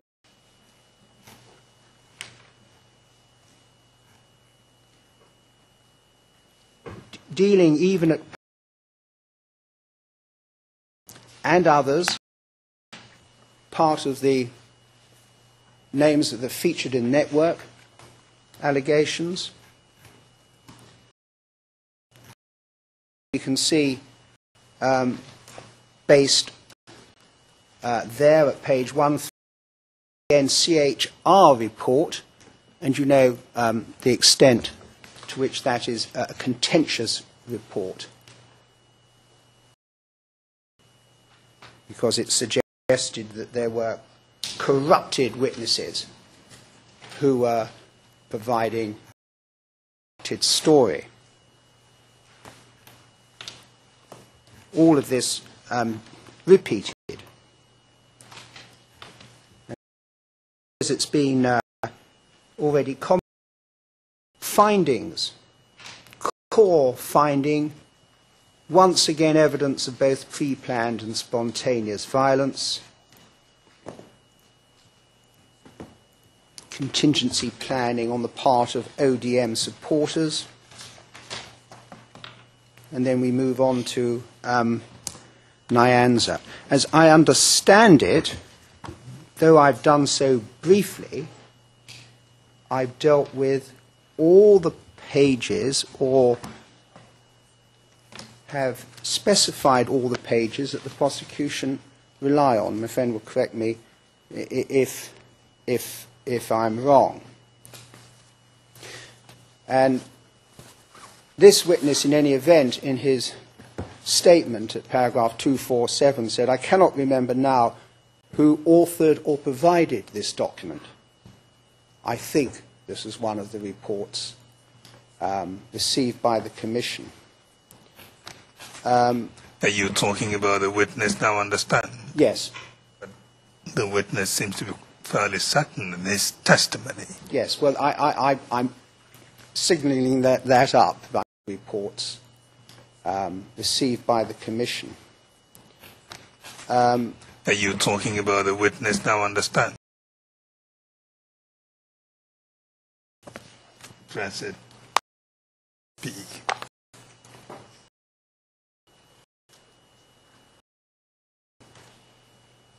Testimonial material or conclusion as to the core issues in the case that we are trying.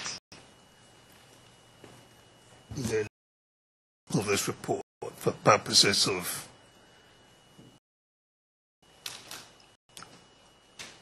context on the post-election violence. Well, maybe indicated earlier. For the purposes of possibly so saying we, as long as the document isn't being used or relied on for purposes of this other stuff, we can live with it. Well, the background material is perhaps, if anywhere, found in the other sections dealing with Nairobi and dealing with the other provinces.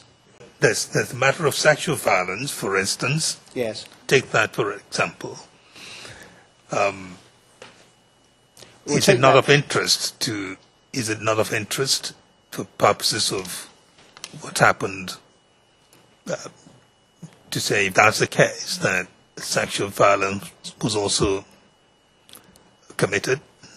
Well, it's not an issue. Has there been a witness that the prosecution have produced in relation to sexual violence so far? Has there been? Why is it being brought in this way?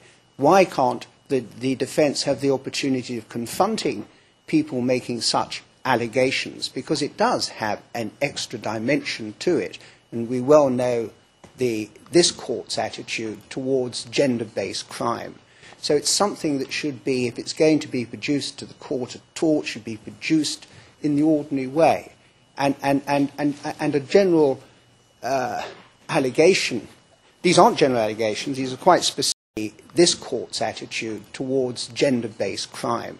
So it's something that should be, if it's going to be produced to the court at all, it should be produced. Violence, there was gender violence. There's difference between type of saying, and it was your client, Mr. Keegan-Carr, was responsible. Yes, but it's not, I'm reminded, Charles. Aside from that, we've had no evidence of it. There's no way in which the defence have been able so far to address it. We'll be left in the position of an allegation hanging in the air with any possible response the defence can make to it by calling witnesses. But to prove a negative is difficult. You need to prove the negative if it isn't necessarily no allegation that your client committed it. Who's committing these offences? Is it the gang, part of the network gangs that we're said to be controlling? Is it they who are committing these offences? There's the problem. It's all part of the... it's more than just context and background, isn't it? It becomes a highly prejudicial element.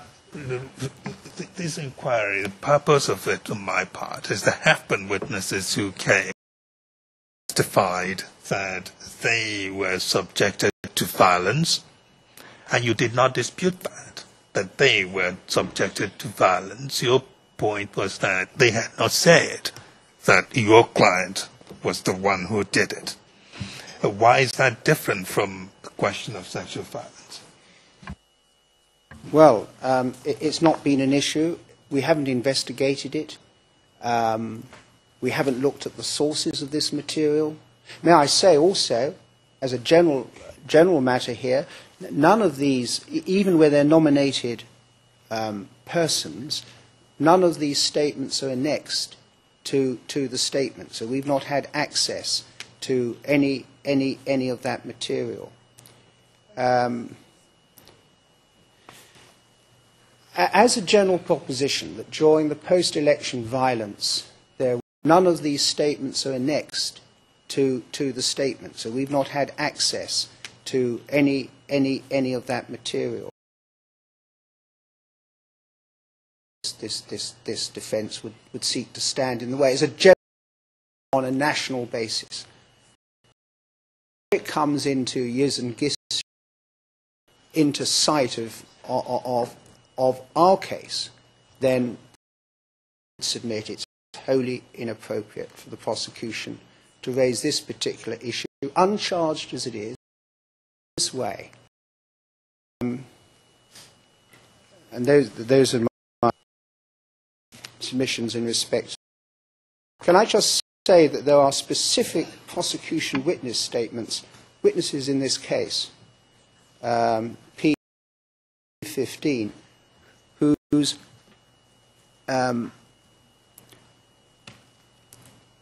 to whom reference is made here by way of statements they're alleged to have made. So it even goes that far in this case. Right, Mr. Hooper, one more minute. Yes, certainly. We've dealt with a very particular problem, and that is the United Rights Watch reports. You've rejected those. You can't, in our submission, allow them back in at this stage, and yet they've infected the entire report here. This report was not, of course, intended for the purpose of use in a criminal trial. It's another matter. It's presented, there's a disclaimer at the end page, as you can see. Where is that? Where is that? Right at the end. What page? Page 20. Mine's got page 23 on it. I'm not sure if that's the very last page. If you turn to the very last page of this section, right at the very end, under the name of Melinda Ricks, CIPEV investigator, not someone, of course, who's ever been sought by the prosecution to produce. And we see notery references. It reads, this report is Melinda Ricks, CIPEV investigator, not some names and initials of witnesses and victims, not given in public, and which are to be kept confidential within CIPEV. But part where you said that the report intended for use in court. Well, that's plain from that disclaimer. So that was your interpretation. That's yes, that it's for internal consideration by that commission. Your 1 minute is up. That's it. Well, that's it. But you can see the difficulties as we approach. The prosecution have placed us in, and you, the judges, in really, by approaching this in the manner that they have. We don't have references, the future references that might be relied on, or the reasoning behind it that hasn't been furnished on us. I don't know what we can get by the next time we sit this afternoon, but you know, it's rather woeful. We will go until 1 p.m. When we will rise for our lunch break. Until then, Ms. Saigo can address the concerns raised by defense witness. All this, I'm sure, is nothing strange to you, so bear with us while we sort out some of these things. Thank you. Mr. President, I was wondering, since we started here, could I have 1 minute to... Ms. Osman, I think you've said enough. Let's hear from the prosecution for now. Thank you, Mr. President. I'd like to take address the last comment by Mr. Hooper. I believe that the gender, this document, for clarification, this document, the first page, 0001-1288, the cover page, indicates that this report contains 2 sections. I believe that the gender, this document, for clarification, this document, the first page, 0001, section, which starts, if I'm not mistaken, at page 14 onwards. Aside from that, I wanted to clarify that the prosecution intends to rely upon this document for background purposes. In particular, in those sections, there is a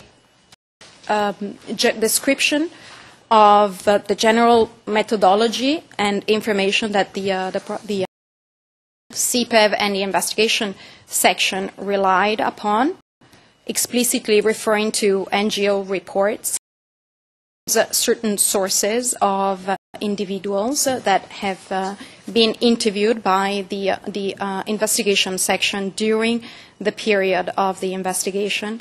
It also, for background, it's to factors considered to have contributed to the post-election violence, and the allegations of rigging elections, ethnic tensions in general that we have heard from in this case.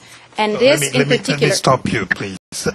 Not stop you, but interject. You're saying you're not seeking to tender this document for the gender-based violence story. That is correct, Your Honor. Continue.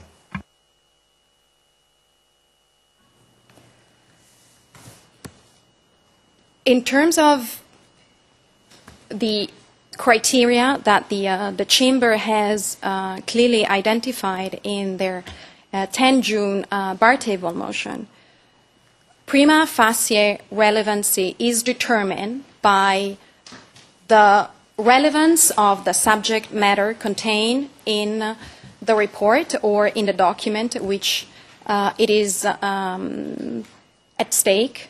In this case, we submit that there is indeed determined by the relevance of the subject matter contained in the report or in which is the second portion or the second pillar in terms of or prima facie relevance is honors have indicated for other documents of a similar nature. In particular, I refer to the European Union final report on the 2007 elections, refer in paragraph 39, which acknowledge that the document, the report, the European Union report, provided limited information on the content which the information was collected, but found that it was prima facie relevant because it provided background information to the charges and was potentially supported by other evidence. And the prosecution submits that in the case of this document, we have heard witnesses referring to the prevailing tension between political parties in the pre-election period. We have heard witnesses providing information about ethnic tensions between the communities in particular areas. The interpretation given to the word Majimbo, for instance, is addressed in admitting the documents, which is, or this report, identifies to a certain extent the methodology used by investigators, including by name, with their methodology, names, and is corroborative document. So far, more as far as our through this witness, drafting, participation in the drafting process will be more to come in a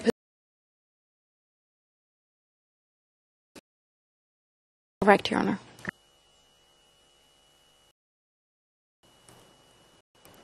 would that be a duplication in the background information that we're speaking to, or even in the larger citation by report? Background.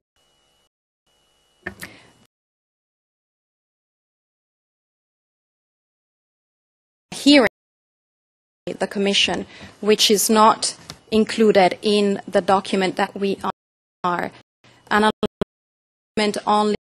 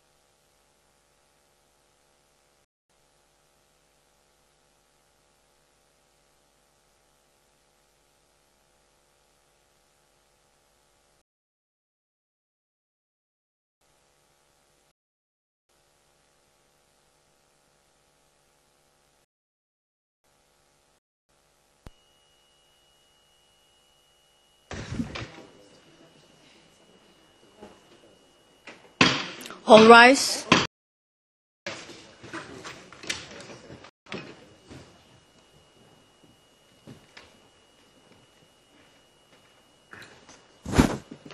Please be seated.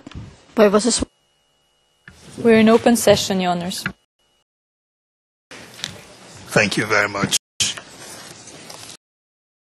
think we've exhausted our discussions on the matter. We will make a ruling.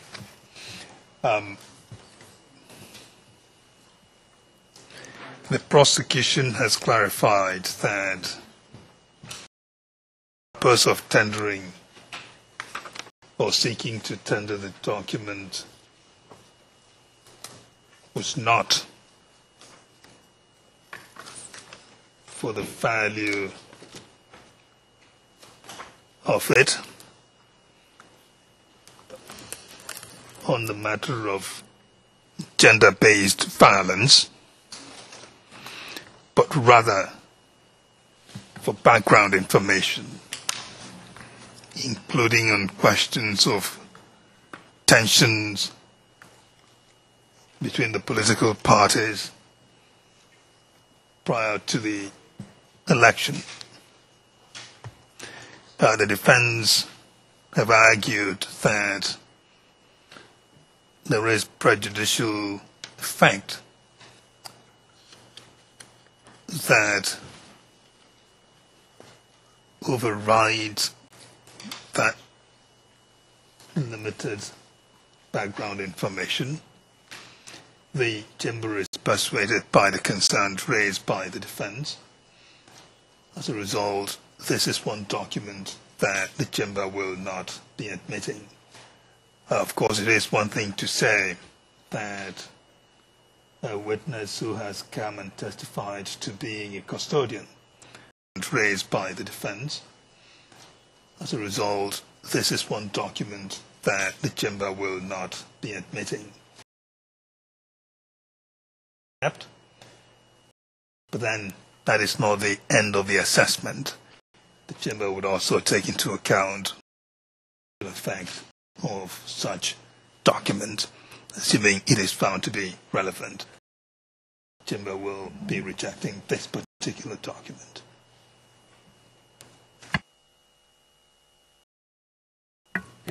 As the court pleases. Thank you, Your Honor.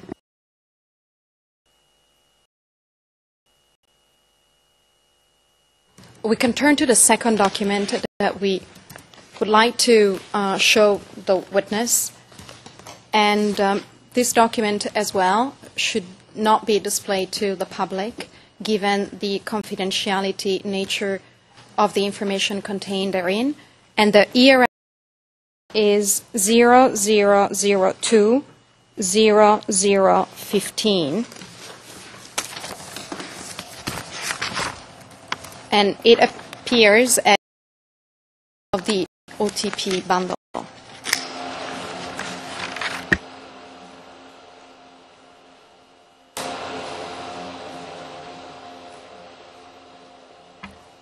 Did you again indicate to the defense the parts of this document you intend to rely on? With it, Your Honor. We emailed sections to the defense before coming to court this afternoon. Counsel? Yes, I've received it, and I'm just going through it at the moment, actually, so I'm slightly divided in my attention. I apologise. Oh, right. But yes, we've had a flagging up of the relevant portions that the prosecution are interested in. Thank you. Right. Thank my friend. And the prosecution seeks. What do you intend to do now? I would like the witness to examine the document and. Mr. King-Katwa, you have received the relevant parts. Yes, we've just received it. Thank you. What do you intend to do now? I would like the witness to examine the document to put to him one after. Excuse the witness after the identification of the documents and leave the rest of the afternoon for the legal arguments of the parties.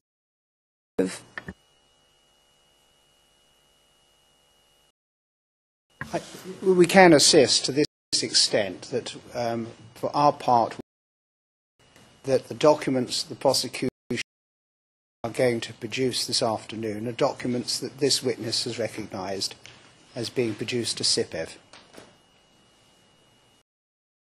which I think is the objectives suggested she dealt with by showing the witness each of the documents. In other words, we agree that as a fact. We take the same position, Your Honours. And we're now talking because Mr. Hooper, that information, of course, is in the witness's statement. No, it's not, because most of the documents he's touched on in his statement are not in prosecution are going to adduce. The documents the prosecution are going to adduce were shown to the witness last week. We've received, of course, a note or summary of those discussions the prosecution had with him in his pre-trial meetings. And so I've had the advantage, we've had the advantage of seeing that. And I see that in those documents, he's shown these documents, and he identifies them as documents that were received by SIPEV. More than what's in his statement? Yes, because we've gone up to paragraph 66 of his statement. After paragraph 66, paragraph 67 to the end deal with other statements, other documents, only two of which, one of which we just touched on just this morning, only two of which form Parliament. After paragraph 66, paragraph 67 to the end deal with other statements, other documents. Amongst those 10 documents, is the SIPEV documents, and amongst those documents, the prosecution are seeking to introduce now. So our admission goes to his recognition as someone attached to the SIPEV Commission that these were documents that passed through the SIPEV portal, as it were. And you do not dispute that. You admit you do admit that. We do admit that, yes. Right. Yeah. And Mr. Kinkatwa, the same for you? Yes, Mr. President. So, Ms. Sago, the point then being, the defense are happy to admit that those were SIPEV documents. So that the issue now is a matter of their admissibility, in fact, for other reasons. For at least one document, I need to ask follow-up questions to the witness and have those questions in the record of. Therefore, it would be important for the witness to examine the document and walk the chamber through that document to the extent of his knowledge. Thank you. So then you are happy to accept the defense's offer for the other documents, except for one?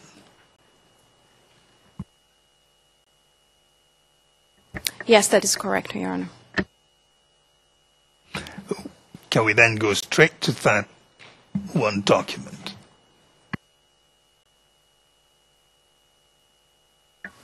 Yes, Your Honor.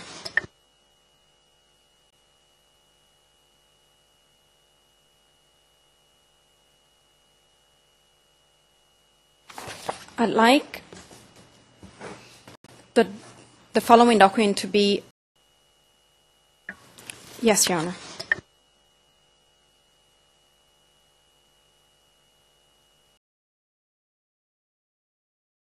Document is one document. as to the display to the public, the curtains, and the arrangements for the analysis of this document.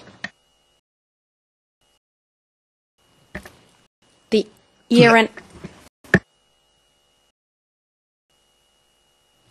year and number of this document is KenOTP 0005554.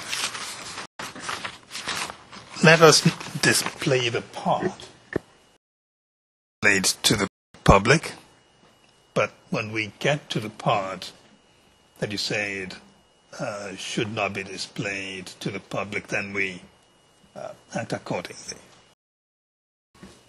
Certainly, this first page can be displayed to the public. For your Honour's assistance is under tab 8.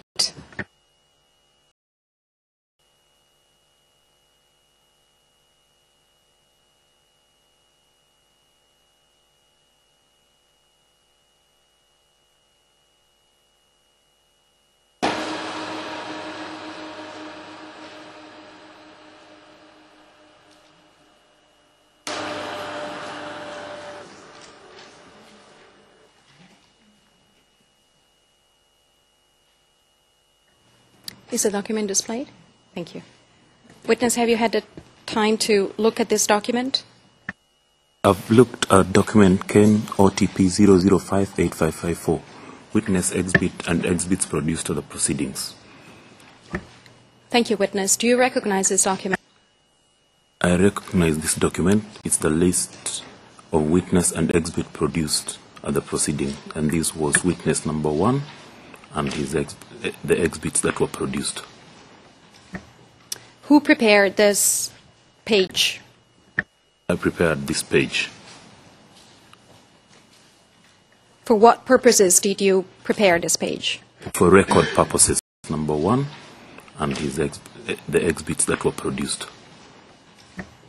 Who prepared this page? Yes, Major General Hussein Ali was witness number 1. That's why his exhibit is number 1A, as I had earlier on explained.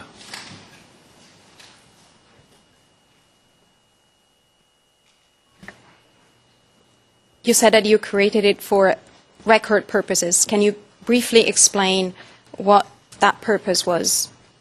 I created it for record purposes and for ease of reference, so that the exhibits and the witness numbers could flow. Easy for the commissioners and the system to follow up in a systematic way.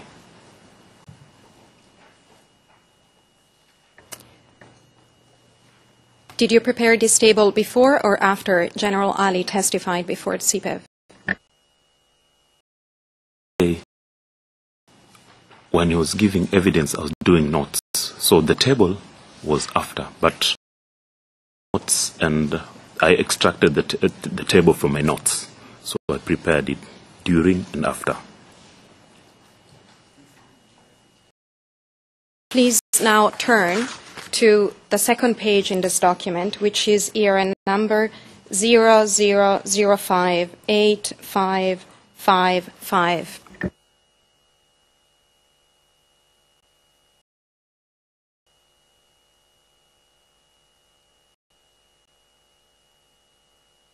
Yes, can you see it? I can see it.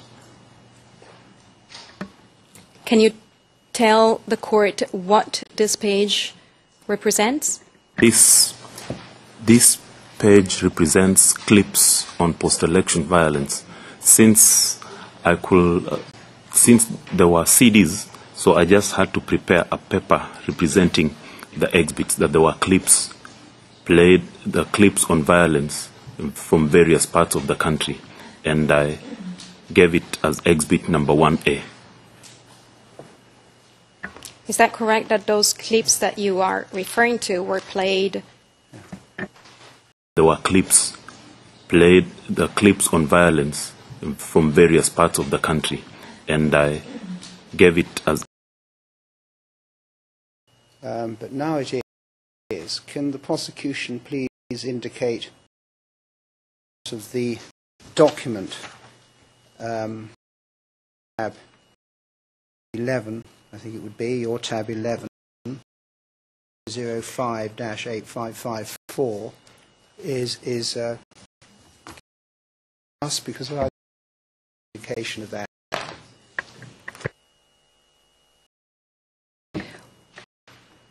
If I may respond, when there is no indication of the relevant pages, is because the prosecution intends to entirety. Well, if that's the case, then I think we should have been informed that that was the position. And I don't know, presumably, that applies to any other document. A particular document runs to 212 pages.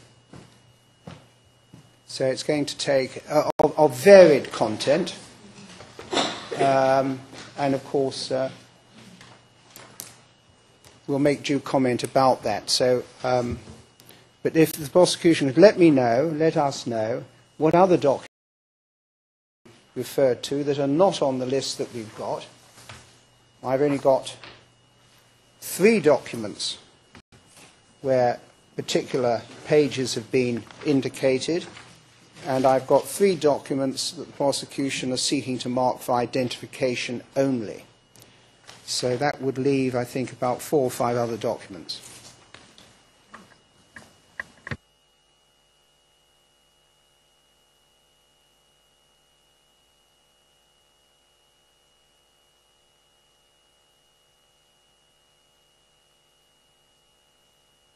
I should also say that this document appears and was discussed by Your Honours at paragraph 65 of your decision of last week.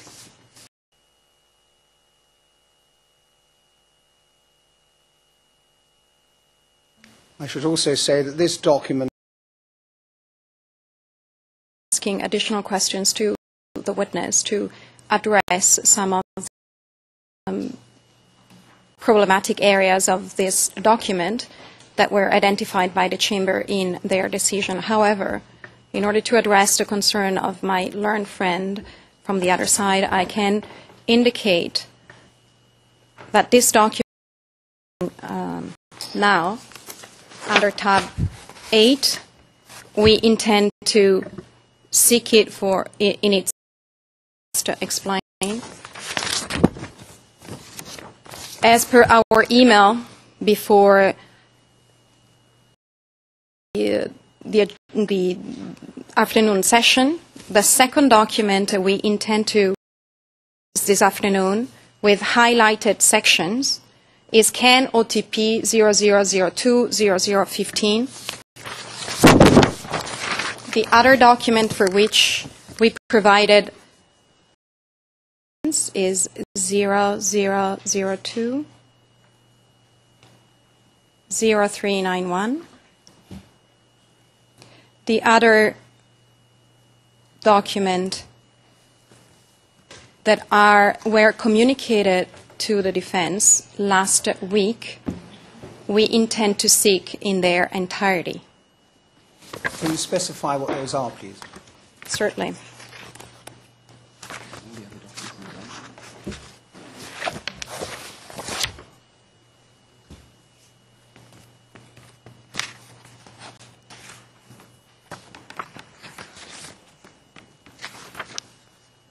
They're all the other documents in the bundle, but starting with CAN OTP 006-1061.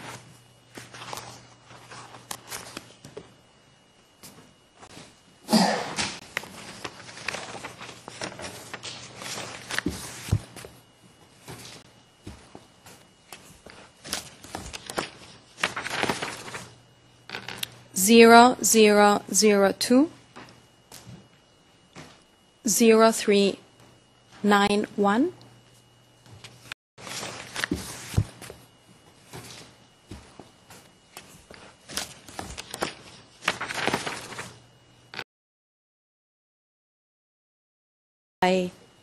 Codes.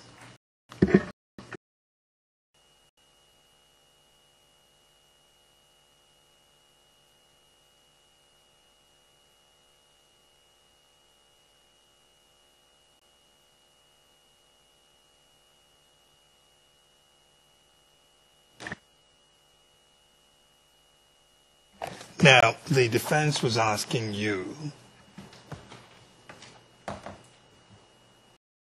the objection that began with was that page 8554, 3 documents are indicated. Exhibit 1A, that would be presentation of clips on in various parts of the country.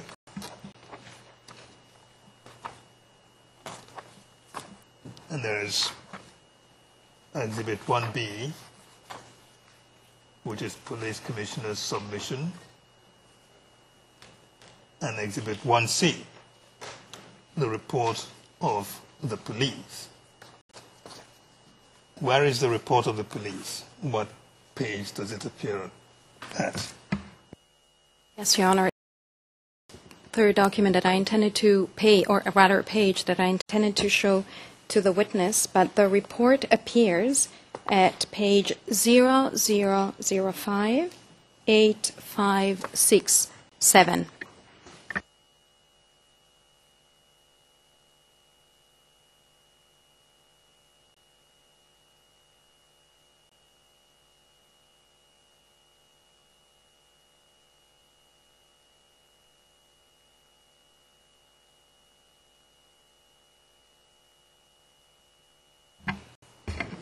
All right.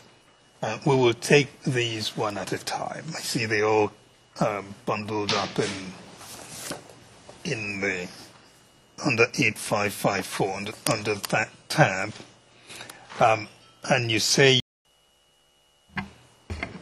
all right. We will take these one at a time. I see they all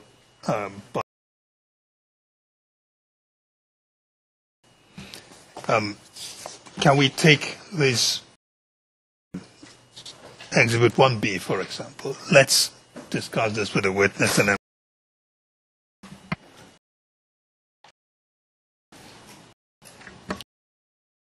Your Honor, if you allow me to continue on the examination, I intend to explain how this document was put together. Please proceed. Thank you. Witness, we were discussing the second page, which is 8555, and you said there were clips presented. And my question was, were those clips presented?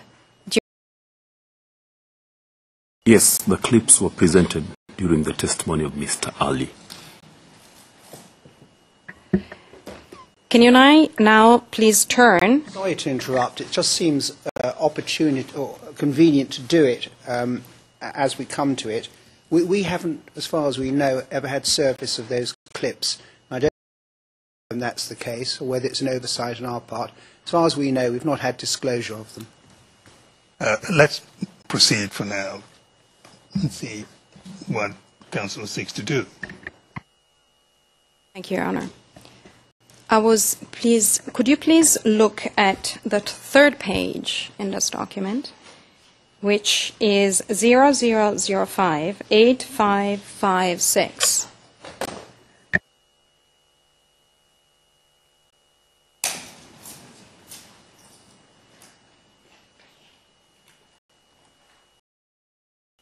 Yes, I've looked at 855.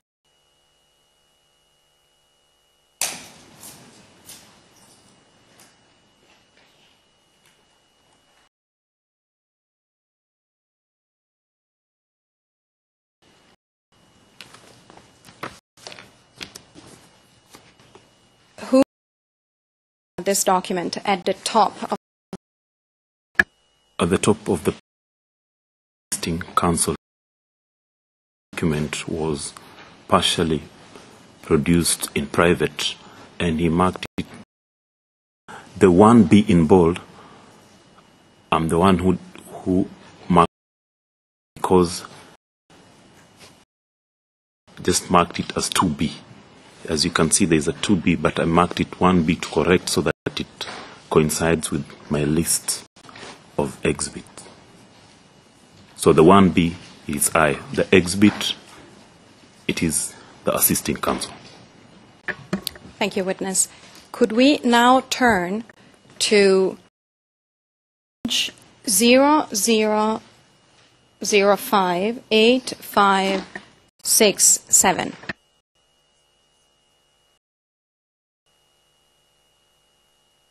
And this is the section of the report that should remain confidential.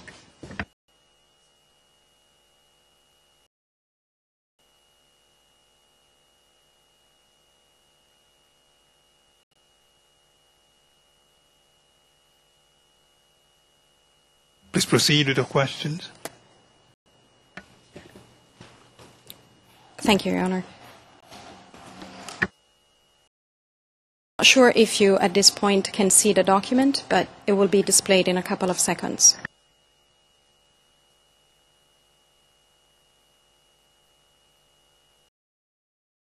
Ms. Sago, I've been wondering, do you need to treat both documents together?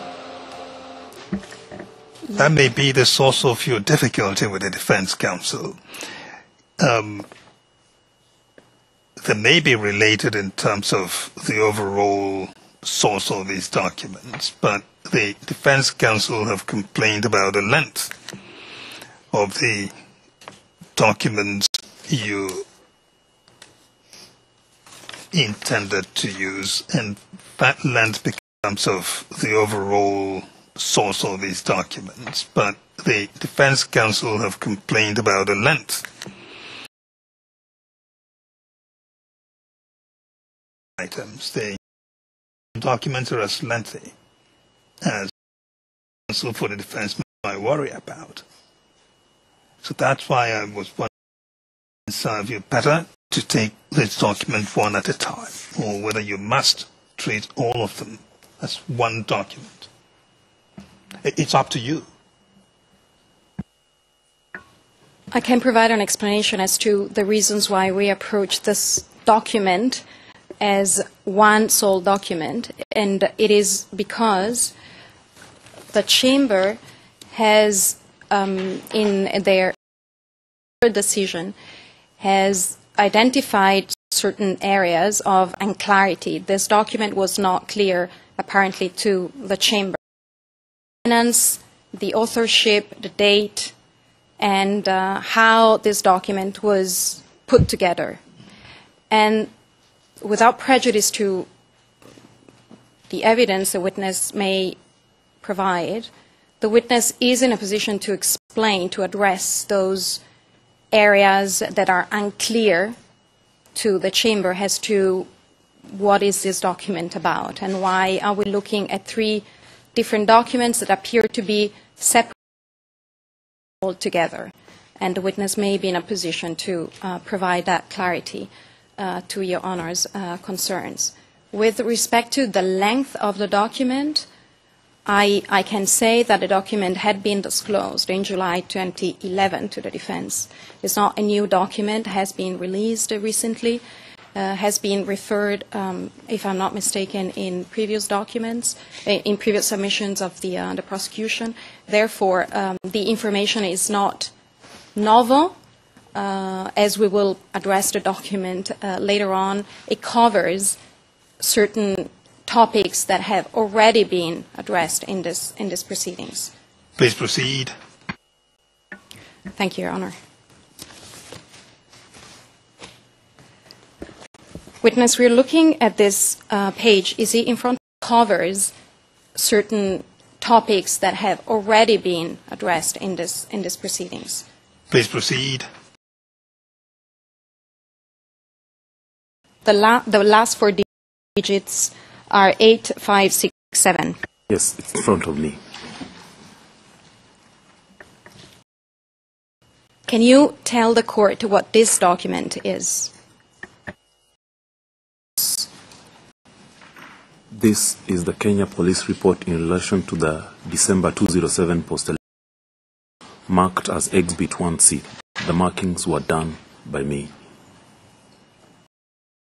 And when was this document before CPEV? It was tendered when Major General Ali gave evidence. Can you please look at the top of the page? On the right-hand side, there are some stamps, at least a 00 in the page that we are looking at. Can you see that? I can see that. The 00 who crossed. When this document was tendered to the Commission, it was not paginated. And we had to reproduce, because it was produced as a single copy. So I had to paginate it. So I'm the one who crossed the 100, but the next page is number 1001. So we have paginated it for continuity and for ease of reference with the commissioners and the assisting counsel. So I paginated the document so that it will have a sequence and clear identification. I paginated it to the Commission.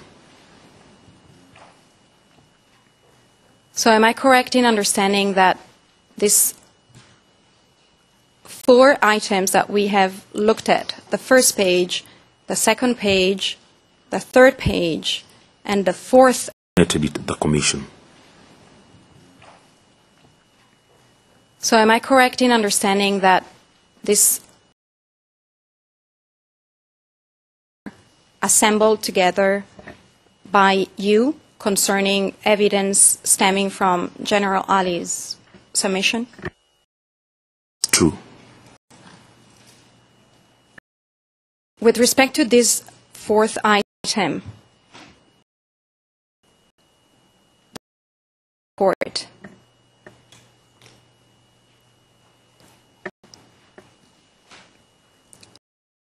was he introduced during General Ali's testimony? Can you confirm that? I confirm that.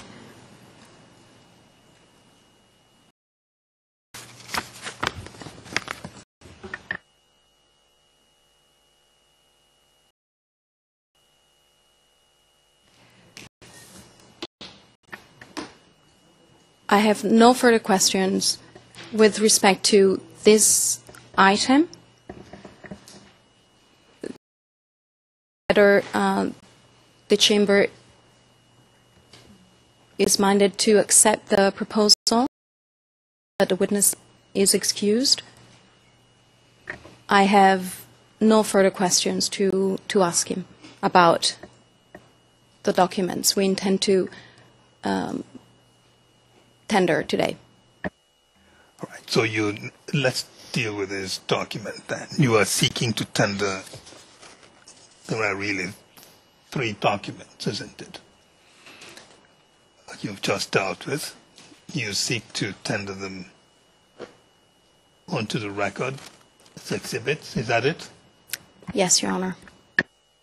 Now, the first one is merely a label, isn't it? Presentation of clips and violence in various parts of the country, exhibit number 1A. Doesn't say anything else. The first page, we consider the first page to be 8554, which is really the preface to the collection of further items to follow. Doesn't say anything else. The first page, we consider the first page to be 8554, page 8556, and the third one,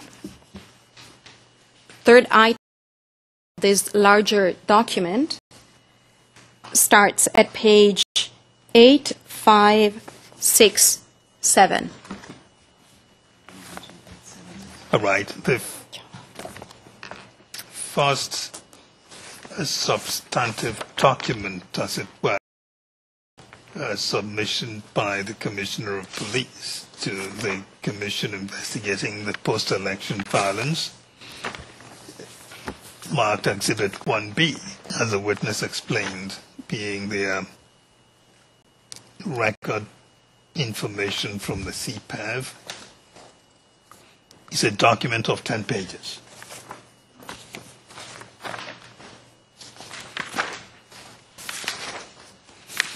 Defense counsel. That is correct. The prosecution seeks the admission of this onto the record. Any objection, and why? Yes. Does Your Honour wish to receive submissions now? It would seem to be appropriate. They won't be lengthy. I'm sorry to interrupt you. I would like to make the submissions on the substance and the reasons why we intend to tender this document. It might be more efficient than the submissions that we had before. Started with the legal submission. Sorry, I understood you to say you hadn't wanted to say any further, make any further observations on the document. Sorry. I said I didn't want to ask more questions to the witness. All right, that clarifies the matter. My understanding, too, was that you were... The legal submission. Sorry, I understood you to say you hadn't wanted to say any further, make any further observations on the document. Sorry.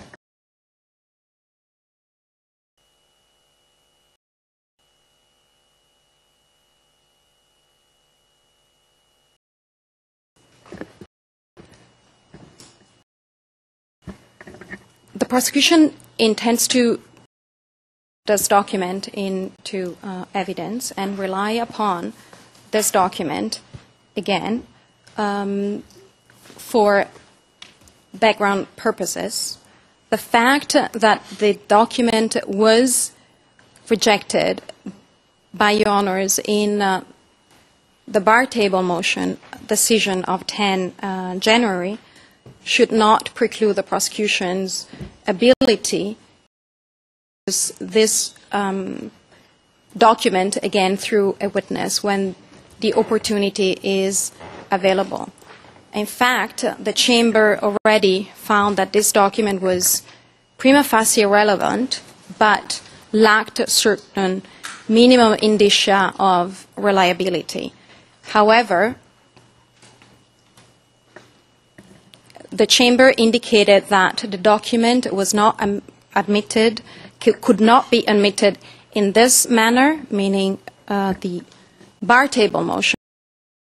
This witness is in a position to establish a connection to the document and provide minimum indicia of reliability that were lacking before when the Chamber examined in the context of the bar table motion.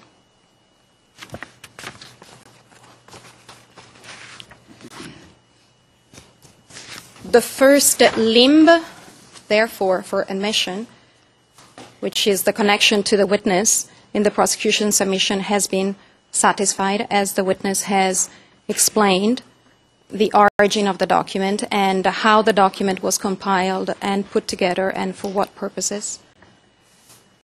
We also submit that the document is prima facie relevant, the origin of the document and how the document was compiled and put together and for what purposes. We prepared in the course of the functions of the police during the post-election violence and the period immediately preceding. In particular, Kenya Police Report is a compilation of different data that the police collected from the district commissioners in the field, in the different areas. It contains as well contemporaneous instructions or information that the police, based on their own investigations or their own information, distributed to the media to inform the media with accuracy of information about the incidents that were reported. The documents, most of the documents are authorized, commissioners are identified. There is a date of when the documents were compiled. And moreover, the information is corroborative of other information concerning, again, the violence, the widespread nature of the violence during the post-election violence period, about a tension between the political parties and the media reporting. There is no reference in the media reporting to the accused, in particular Mr. Sang, and as far as the documents collected under the Kenya police report do not mention by name the accused. For all these reasons, the documents collected under the Kenya police report and the charges has also been established. Facie or the indicia of also criteria has been met for this document. And the prejudice to the defense in line, the prosecution intends to rely upon this document for background, again, purposes,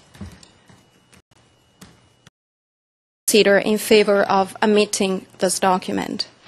I should indicate as well that not only this chamber, but the trial chamber in Bemba has indicated that investigation reports or reports of investigative nature can be admitted as long as the prosecution does not intend to rely upon for the charges in the case, and we submit that this document falls within the scope of this general scope of documents that can be admitted and are not prejudicial to the defense.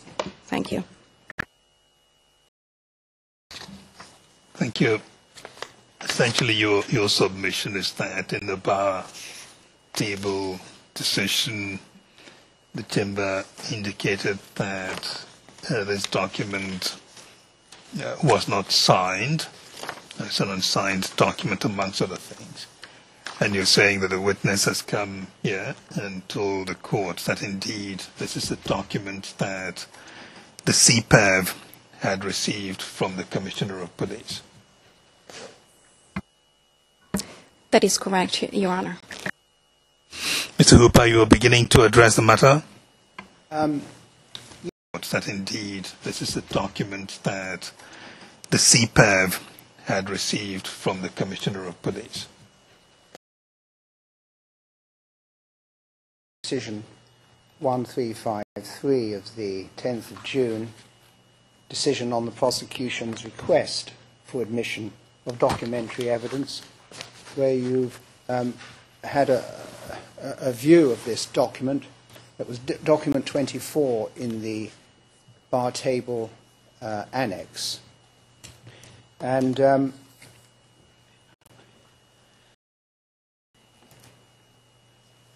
Chamber considers that the document is prima facie relevant. However, the Chamber notes there are no dates, official seal, titles or signatures on the first page. It's not clear who generated this page. That first page appears to be, sorry, unquote, that page seems essentially to be just a record, as we've seen. That doesn't really take it any further. I've got no further submissions to make on that, other than as a side to request disclosure of the video clips. The second exhibit of the three is observed by the judges as the submission by the police commissioner before the CIPEV. Bears on its first page a seal of the Kenya police and the title indicating the content and a date, but is unsigned. So that's your comment on that. The third document, you observe, quote, in respect to the Kenyan police report, the Chamber notes that apart from the first page, there is no indication of who the author of the report is. There is no seal or official sign, no date of production, no signature, and no formal ending. The report also talks about up to 10 schedules, annexes, whereas the schedule annexed are only 8. Therefore, you conclude, it is not certain, quote, if the complete document with all the annexes is being presented. For these reasons, the Chamber, whereas the schedule annexed are only 8. Therefore, you conclude 0058554, which is, of course, the complete document in your bundle, and not, in fact, addressed this afternoon any further, as I understand it.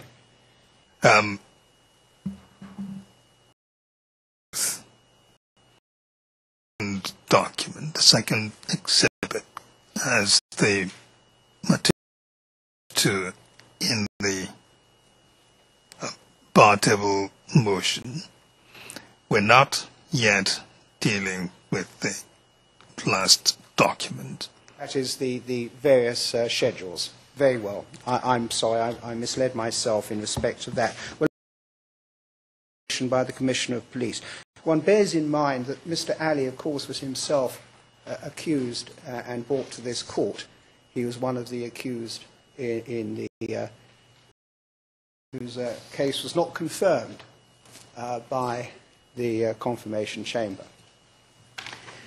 But now it's his statement that is being sought to be relied upon by the prosecution. That's a unique situation, perhaps peculiar to Mr. Ali and his statement. One will bear in mind that part of the background that the court has already heard is, of course, the very substantial numbers of civilians who were shot by the police. What are we to make, Mr. the fact that Mr.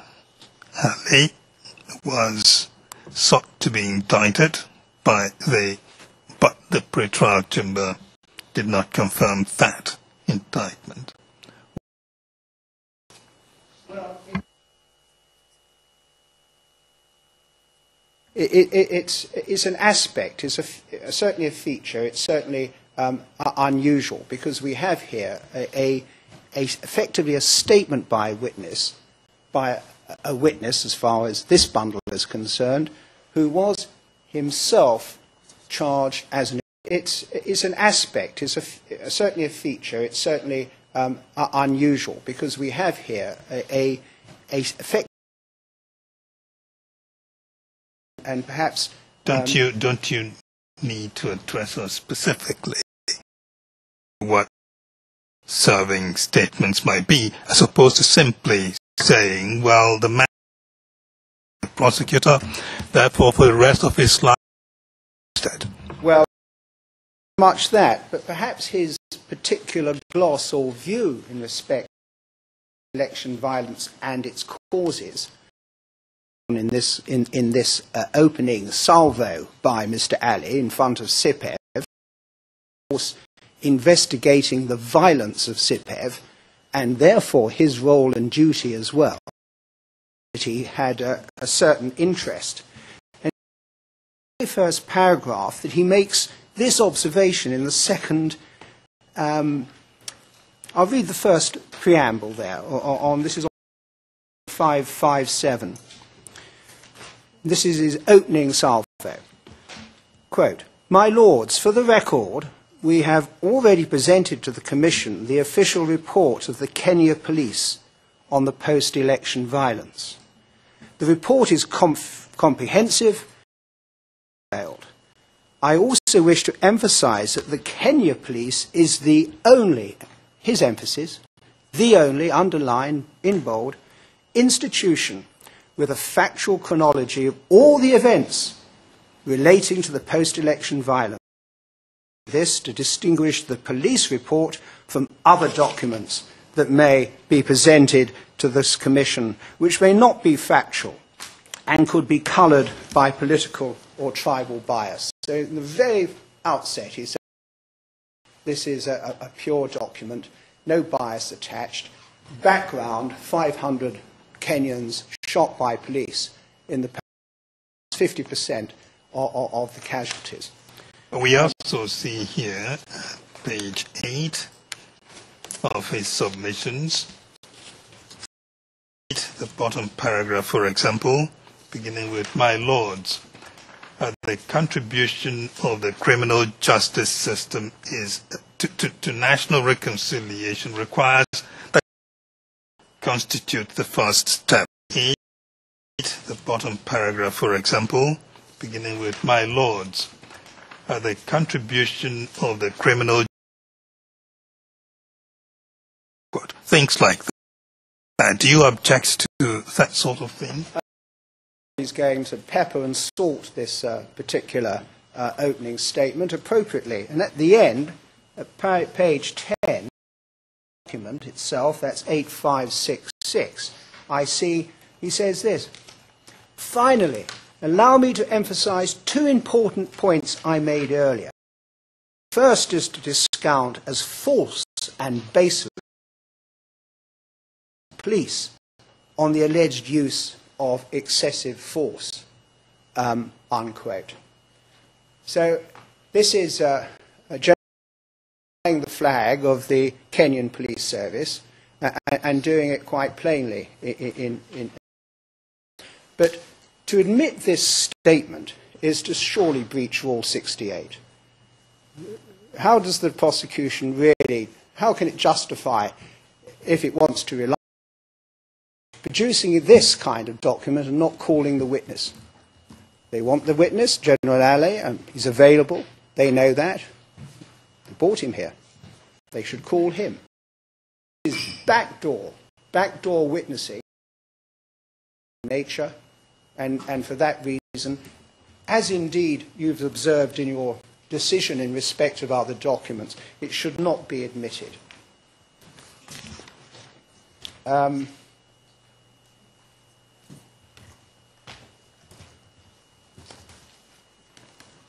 Those are my submissions in respect of his statement.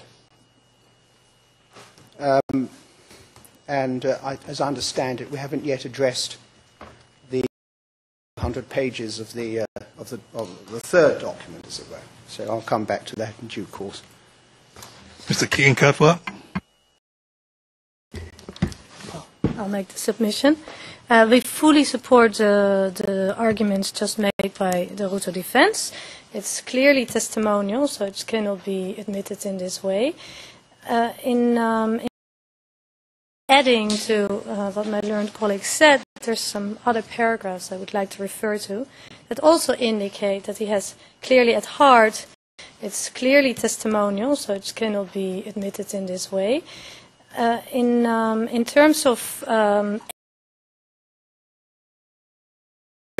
to exculpate his statement, and of course this statement was made to the Commission, so that's our concern.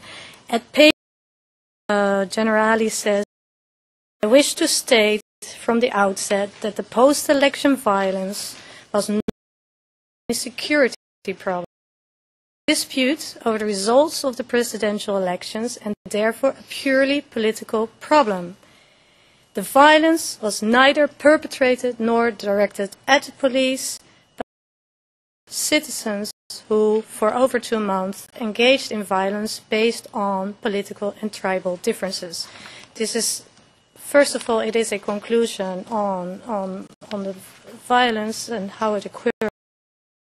The police, at page 4 as well, at the end of that page, he states, "We find such accusations, and the accusations be use of force, he finds them to be false, unjustified, and self-serving." And also above this, they say, and I'm not disputing at this stage whether or not he has a point, but the point is that we haven't been able to cross-examine him, and he could be called. He hasn't been. So, and otherwise, I support what has already been stated. Cross-examine him. Mr. President, we cannot see this this statement in isolation. This leads to a whole lot of other documents. Even if we look at this in isolation, there are hints, as I just read out. He has made some submissions on what the violence is about. We cannot accept them without having seen him and being able to cross-examine him. Even if we look at this in isolation, there are hints, as I just read out. He has made some submissions.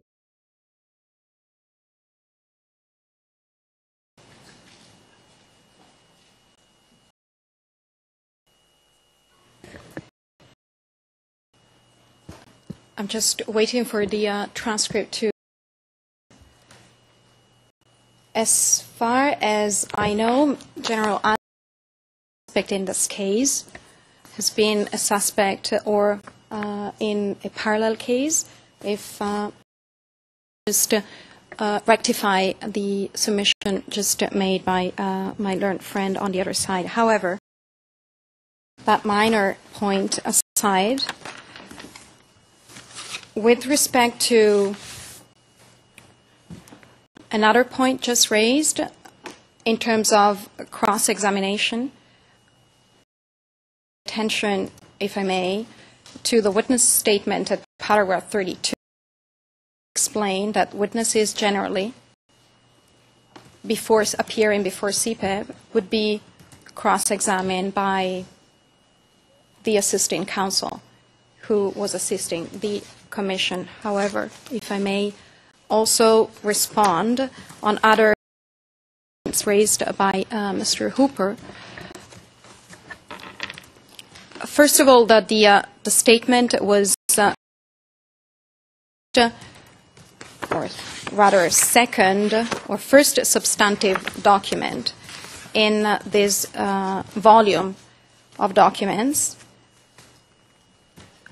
Major Ali's submission or oral submission before CPEB, that was done in his official capacity of Chief of Police. He was testifying, presumably based on the report that was prepared by the police, which is the second substantive report attached. He was delivering a summary of the content of the report generated by the police on the received from the report attached, and it was delivering a summary of the content before CPEB. Therefore, it was prepared in the course of the for that testimony before the commission. With respect to testimonial evidence, our understanding is that testimonial evidence is highly prejudicial to the accused if the testimonial evidence is used to prove the substantive matters at stake in the case. In this specific instance, we intend to rely, again, on purposes. Therefore, the threshold or the prejudice to the accused in terms of should be considered in a different manner, as if it were for other purposes. Thank you.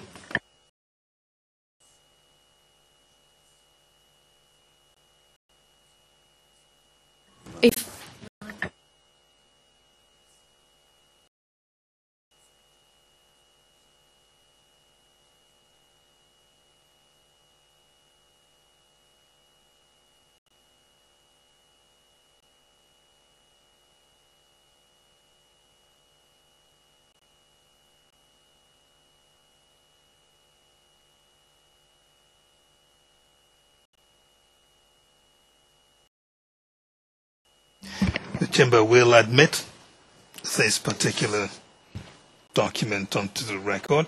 The Chamber, the deficiencies that had been identified in the decision on the bar table motion, that there was no indications that had been identified in the decision on the who authored it. The witness on the stand has now given facts of information, have not argued specifically on how it is that this document considered to have a prejudicial effect, that is, weighs the probative value of the background information that is indicated in it. On that basis, the Chamber overrules the objection and the next in the prosecution exhibit. Which pages are that? I take it's just it's General Ali's introductory statement, I take it? Yes. Right. The submission by the Commissioner of Police, Commission investigating the post-election violence, that goes from page 8556 to 8566.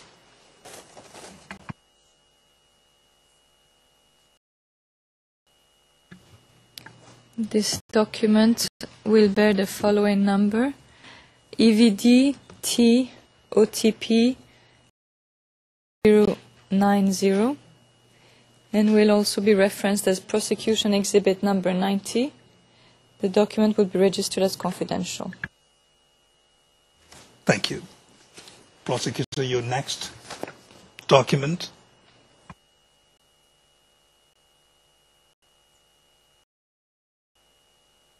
The next document we would like to tender into evidence is 00058567.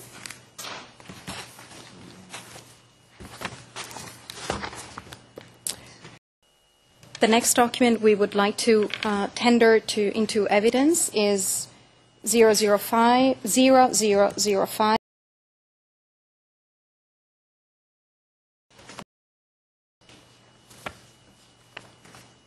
The prosecution intends to rely upon this document. 1 second. 57.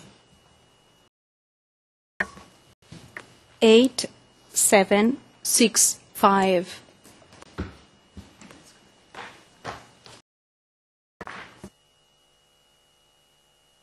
Take that again, please. Just the range of the document, from what page to what page? Starting at 00058567, ending at 058765.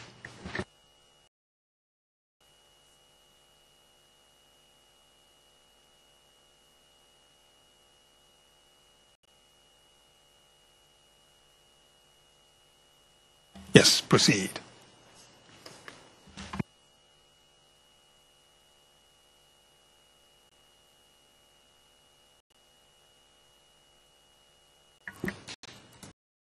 Intends to rely upon this document, again, for background purposes.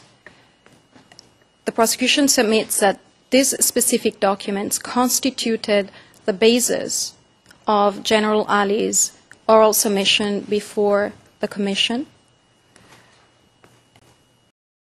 composed of or made of reports that were generated from the different areas affected by the violence, and they were prepared in the ordinary course of the business of the police at the time it was confronted with the violence.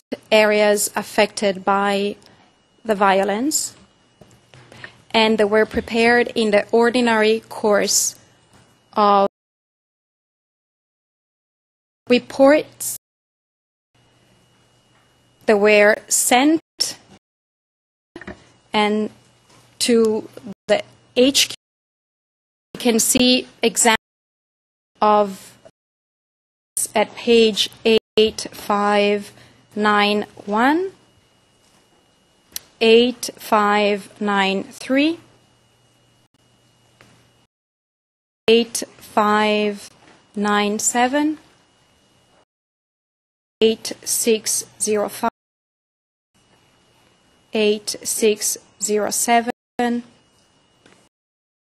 608, 8610. They were also, it includes pictures taken contemporaneously to the event or immediately after the event, by the location of the places portrayed in the pictures, the period and the time in which the pictures referred to or were taken,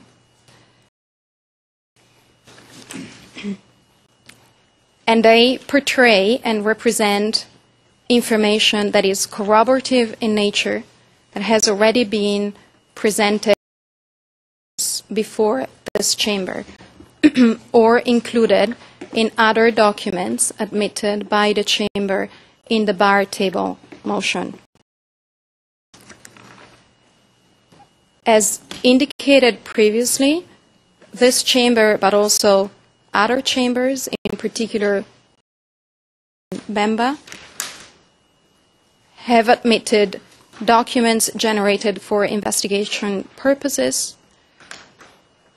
In particular, they refer to NGOs, but other investigative reports as well.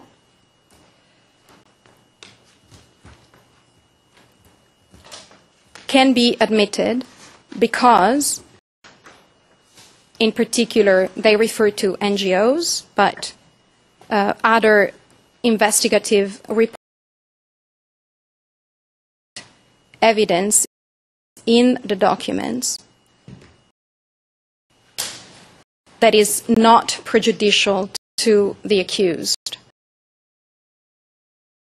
that this document is to be relied only for background purposes, and there is no, or I should say, to used in this case, and even if there were, the prosecution does not intend to rely on those portions. However, for completeness of and for completeness purposes, and to allow the chamber to appreciate in its totality the nature and relevance of this document, the prosecution is tendering this document in its entirety, because the chamber may appreciate better in light of all the information collected by the police and assembled for the purpose of General Ali's presentation before CPEV with respect to the post-election violence by the police to that emergency.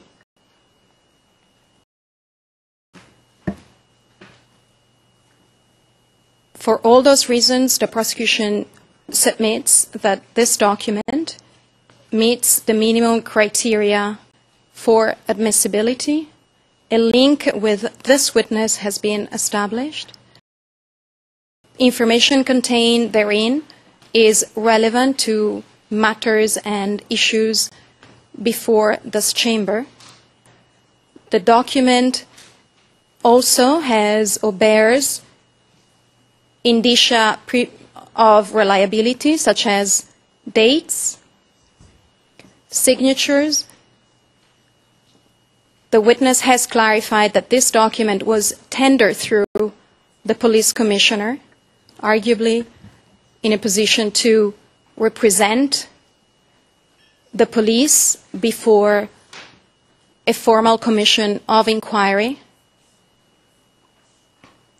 that this document was tendered through the police commissioner, arguably in a position to represent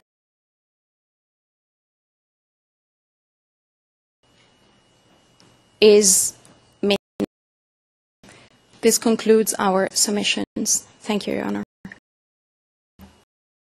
The defense will be pointing out, I presume, that we still don't have two schedules for annexes, 9 and 10.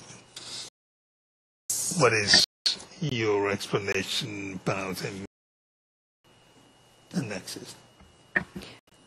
The explanation is, and I apologize not to have mentioned it before, I should have, is transfer prosecutor in this status, and the prosecution has not been able to obtain missing schedules or annexes as they are referred in the document. It's entire in the sense that is the extent that the prosecution has received this document in this condition. And the missing schedules, they relate to details of loss of property, as in for Schedule 9 and 10 is about official details on the number of internally displaced persons. Is that the case? We haven't seen the two missing schedules ourselves. We go by the description contained in the report itself at page 8578, which describes the annexes. However, the prosecution submits the two missing schedules ourselves. We go by the description contained in the report itself, even if in its partial form is representative, is to represent. All right. Mr. Hooper or Mr. Nkatwa?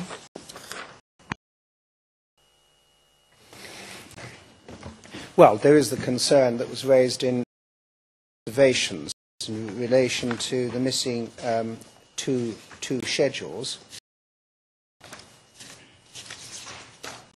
There are parts of these documents that the Chamber may find relevant, certainly as far as background is concerned. Pages of material like this is not particularly helpful, particularly when the prosecution has had, what, a month to prepare, really, for addressing this kind of situation. And if we go through page 8568, that is the effective commencement of the executive summary. First of all, we don't, in fact, know who compiled the report. That's never been provided, or the methodology, or those other elements. We don't know. This first part, the introduction, gives a history of the Kenyan police, guidelines on the use of firearms, and so on, which the court may find, I don't know, of a bit minimal interest. Then we get to page 8576.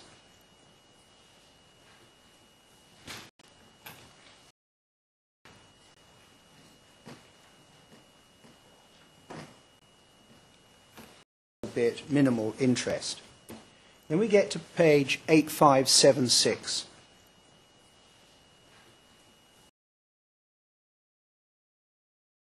Geeky, Taliban and the Chinkororo.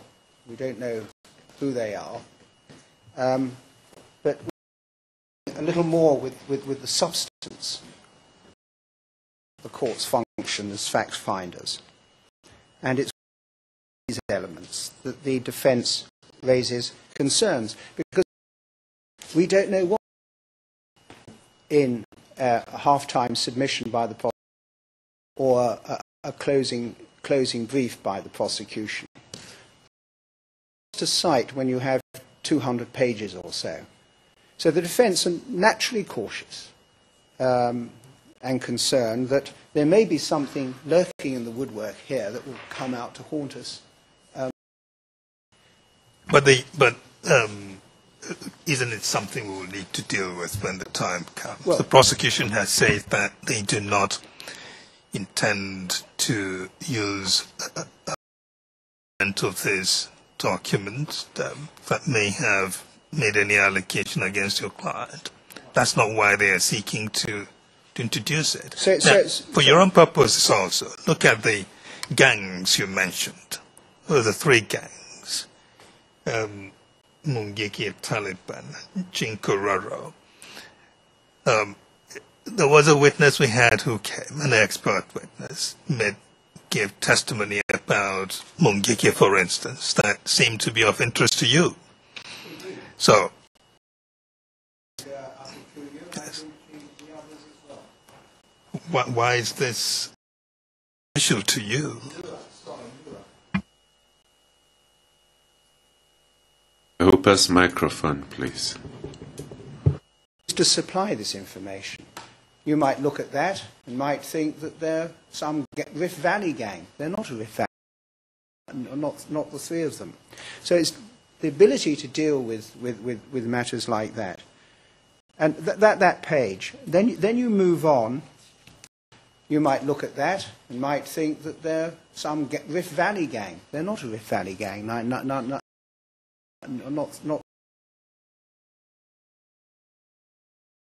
conclusion. That those conclusions shouldn't form any part of the admitted material, because to do so subverts your judicial function in terms of finding of fact. Because if we look at paragraph 20, of course here, all indications are that the violence was premeditated and meticulously planned to serve political expediency. And that is not a matter that should come lurking on the bottom of a page, disparate selection of material, when it's, of course, core to the case. So objected 20 to paragraph 24, objecting to the conclusions there. And then we come on to selected pre-election mood press reports.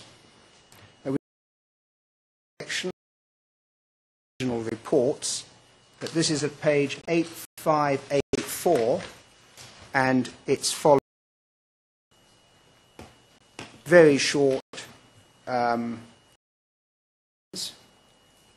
matter of principle that we say matters shouldn't be admitted in such a casual way as the prosecution are suggesting these may be. And there's a similar document a bit further on. And then we move on to 8586, Police Commissioner statements. And how these are meant to help the court, I'm not entirely first page, a speech by the Commissioner of Police to the media.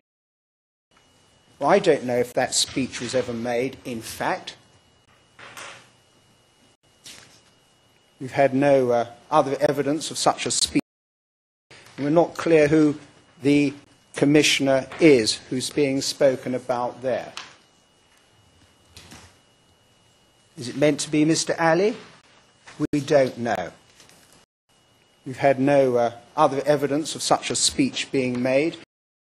And we're not clear who the Commissioner marked, the addressee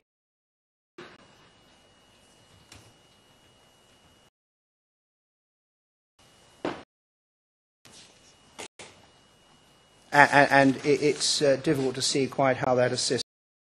The prosecution would think it would assist. The page at 8593, a summary of reported cases of electoral violence. Again, I don't see anything on the Rift Valley there. And indeed, there's a sequence of summaries, nothing to do with the Rift Valley. And then we come to page 8600, because I don't speak or read Swahili, which is the language I assume we find on that and subsequent pages. So there's a chunk of this which is even in a language which is untranslated. And that concludes at 8604. And apparently is something that Major Ali said, but what he says, I'm afraid I have no idea. And then there's another letter. Is that the case that your clients will complain about the use of Swahili? Member of your team. Well, I do. One second, I haven't finished.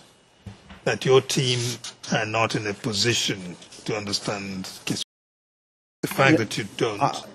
We've no Swahili speakers on this team gathered here today.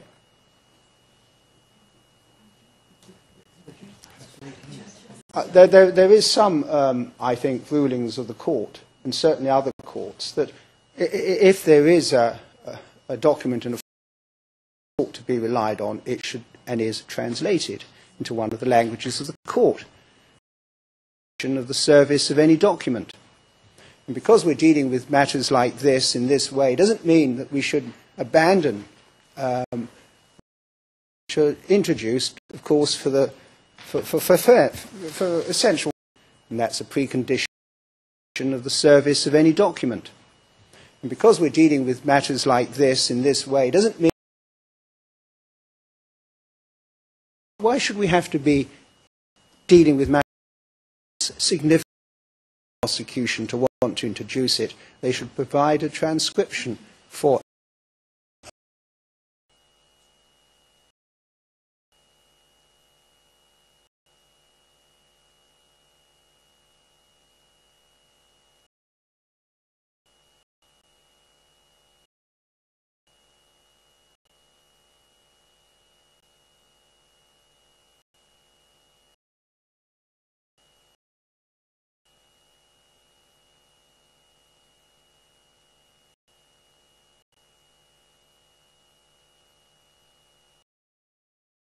Yes, Mr. Hooper, if we can make it quick, so we can.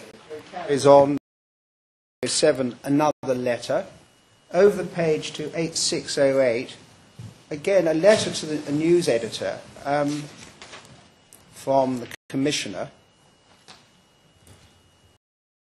I don't know whether these letters were contemporaneous with the date they have on them. I don't know to what extent these are all self-serving documents to get the Commissioner, Mr. Ali, off the hook. I don't know. But we do know that, for example, on that page, we've got yesterday, the 2nd of January, violence in a church at KenyaMOJA. It's an act of genocide.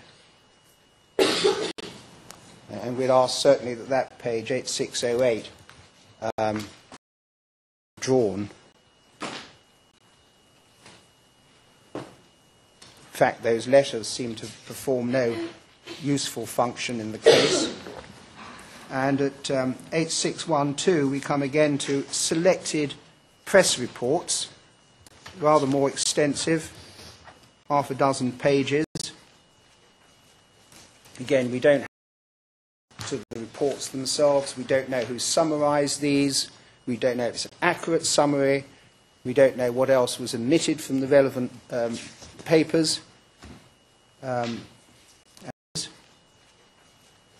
Again, we don't have access to to the reports themselves. We don't know who summarised the question because we don't know even who composed that.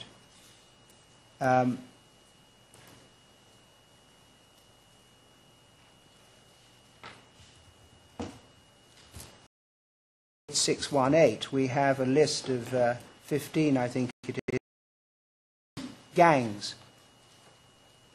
We don't know anything about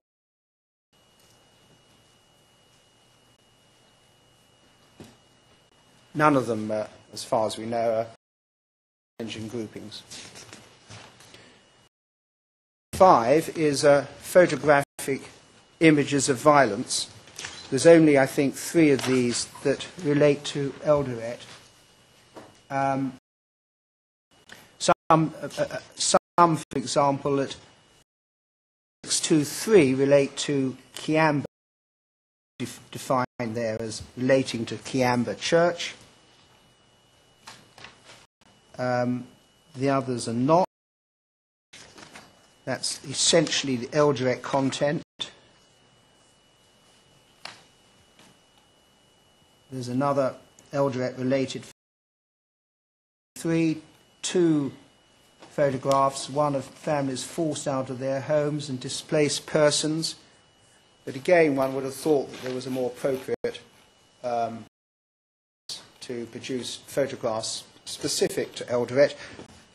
As far as I know, those are the only 4 or 6 photographs this case, and the others are all of elsewhere. Schedule 6, major incidents reported. Again, we don't know anything about how this report of major incidents was composed. Major incidents reported.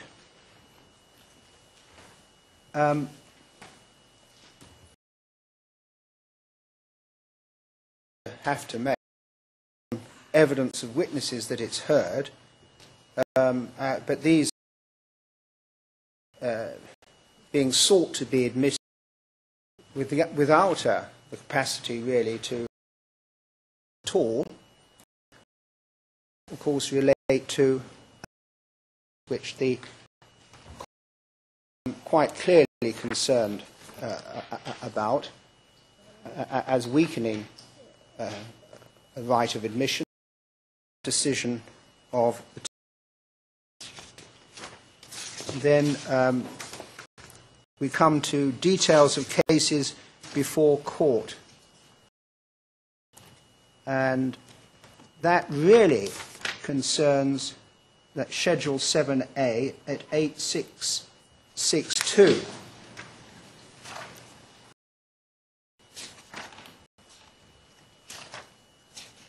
I don't comment on that. We have a further schedule relating to cases pending in Rift Valley at 86.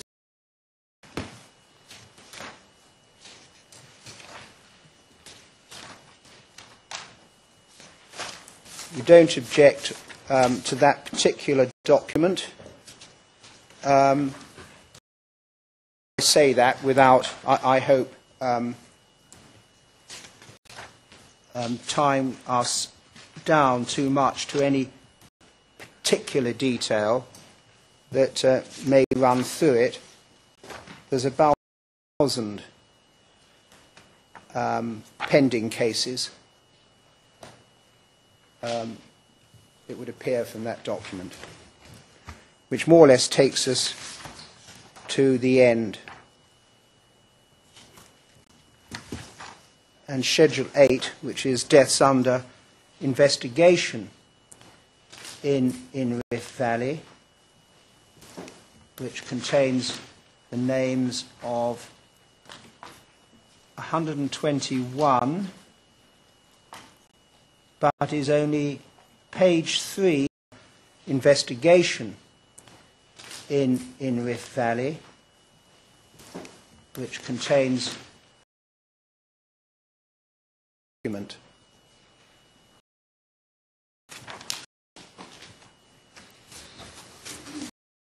That review, there's background material there that you, the judges, may find of interest. There's a lot of material which seems utterly irrelevant.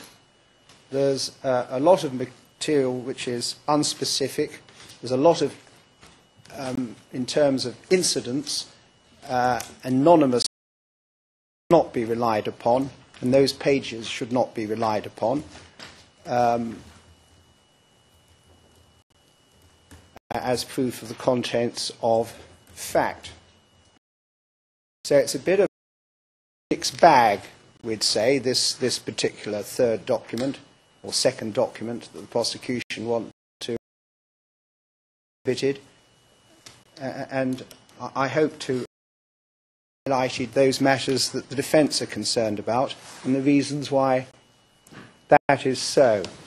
And we're very mindful, of course, because of your decision, the approach that you, the judges, have already taken in respect of material, and where, if I can put it like this, your attitude to the document and ours concurs to the extent that weight is not placed on anonymized matters, anonymous matters, and other irrelevancies.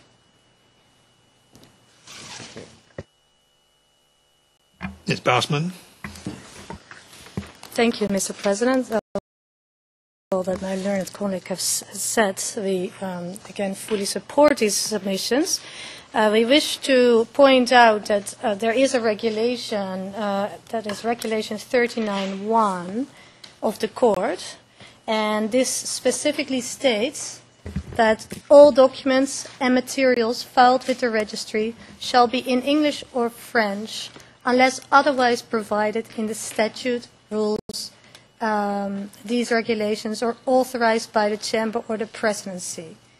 And specifically states that all documents and materials filed with the registry shall be in English or French. The judge has excluded documents in the case that we sought to during the confirmation hearing, and I give the word where they rely on this regulation to exclude evidence on that basis. On what basis? On the basis that it wasn't translated into English or French. But there must be some common sense to it.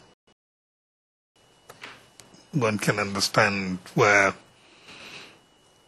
documents that no one in your team can understand, including your, has been introduced. There are lawyers in your team that understand Kiswahili, and so does your client. Are you telling us that we should exclude the document simply because it's in Kiswahili? It's not just about us, it's about you, the judges, as well. None of you speak Kiswahili. You have to assess this evidence, and it has to be in one of the languages of the court. And when we try to introduce evidence that wasn't translated into English or French, we also had our side, and yet they excluded it on that basis. In particular for us, there is a concern because there is a direct reference in the untranslated Swahili parts of the report, 03. This particular reference is to KSFM. And well, I cannot translate it for you, but obviously if there's some specific indication like that, it should at least be in English so that the judges, the judges, can understand what it says. But that is something that can easily be dealt with, isn't it? Prosecution will undertake to translate those documents if we do admit the material. Of course, certainly. Certainly, yeah.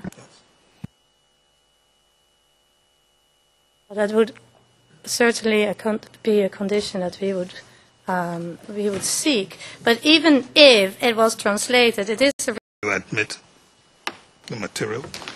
Of course, certainly. Certainly, yeah.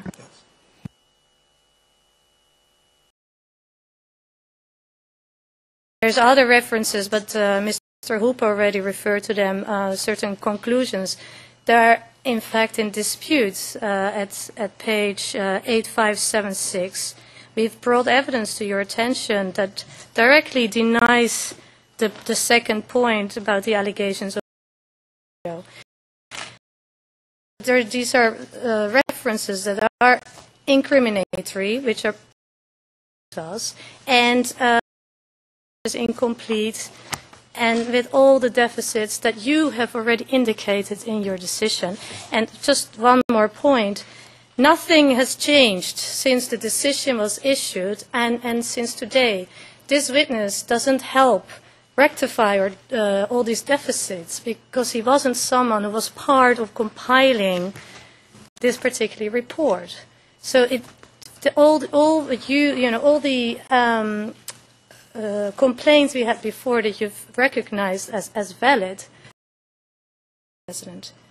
There's one more reference that we are concerned with, which is more of a general nature, but it does refer to hate speech. And since we're not sure how this document is going to be used as background evidence, that is also of concern, and it starts at page 7. So these are our concerns.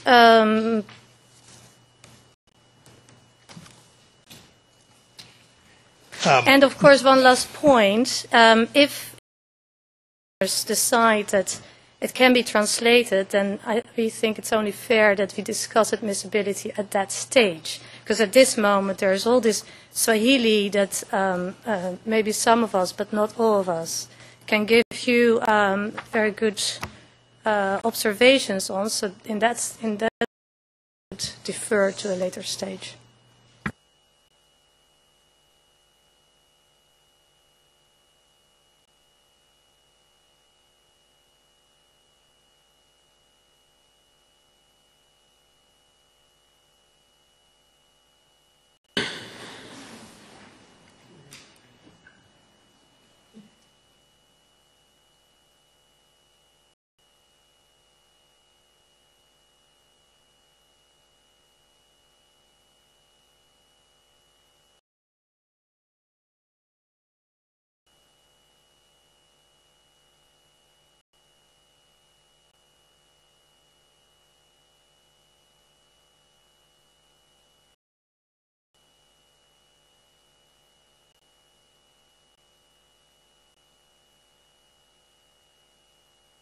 The Chamber's ruling is this. The prosecution has said that the purpose in admitting this document or seeking to admit it is purely for background information, and such background information would include what the police said they were doing, what they said they had observed. We are alive, of course, to the difficulty with incriminating material being dredged in through this document, and that will not be the case. The Commission has indicated that that is not what they intend to do with it. So we will admit the document, and the defense will make submissions at the end of the day. If the prosecution does try to exceed the purpose for which they said they had sought to tender the document, we will leave it at that and move on. And the prosecution will, of course, supply the interpretation of the parts of the document that are in Kiswahili.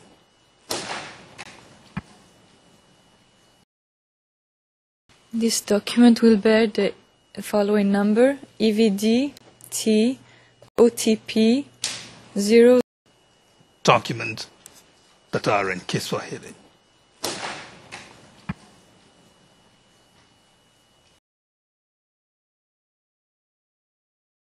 Document will be marked MFI. Thank you, Your Honor. was the reference number again for that document?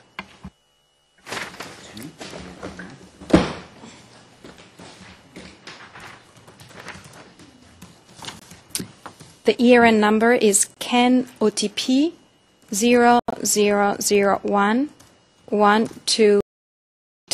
Thank you.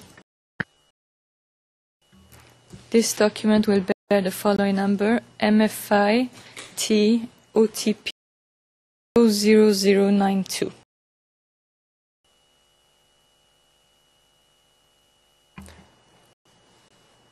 So the understanding now is that for the testimonies that would ordinarily pertain to this witness, we will be essentially debating admissibility of the documents. Is that it? That is correct. And that they do not contest this witness's general indication that those documents come from CPAV to the best of his, that he is able to tell us that. Is that the position? Yes, on our part, yes. Yes. We will then be discharging the witness, and there's no need to detain him, or do we? Wasn't that? I understand was there that may be your? some questions from the defence on general matters, not on the documents. So we will need him tomorrow. I believe so, yes. Well, I thought you offered that the witness could be discharged. Yes, well, we'd suggested that it was not on the documents, so we will need him tomorrow. You need him tomorrow. I believe so, yes. So you still need cross-examination. Witness, I thought I was going to cut your stay with us short, but it seems that that's not going to happen. So at 9:30. Yes, Your Honor. We'll adjourn the proceedings for the day and then 9:30. All rise. We will wait.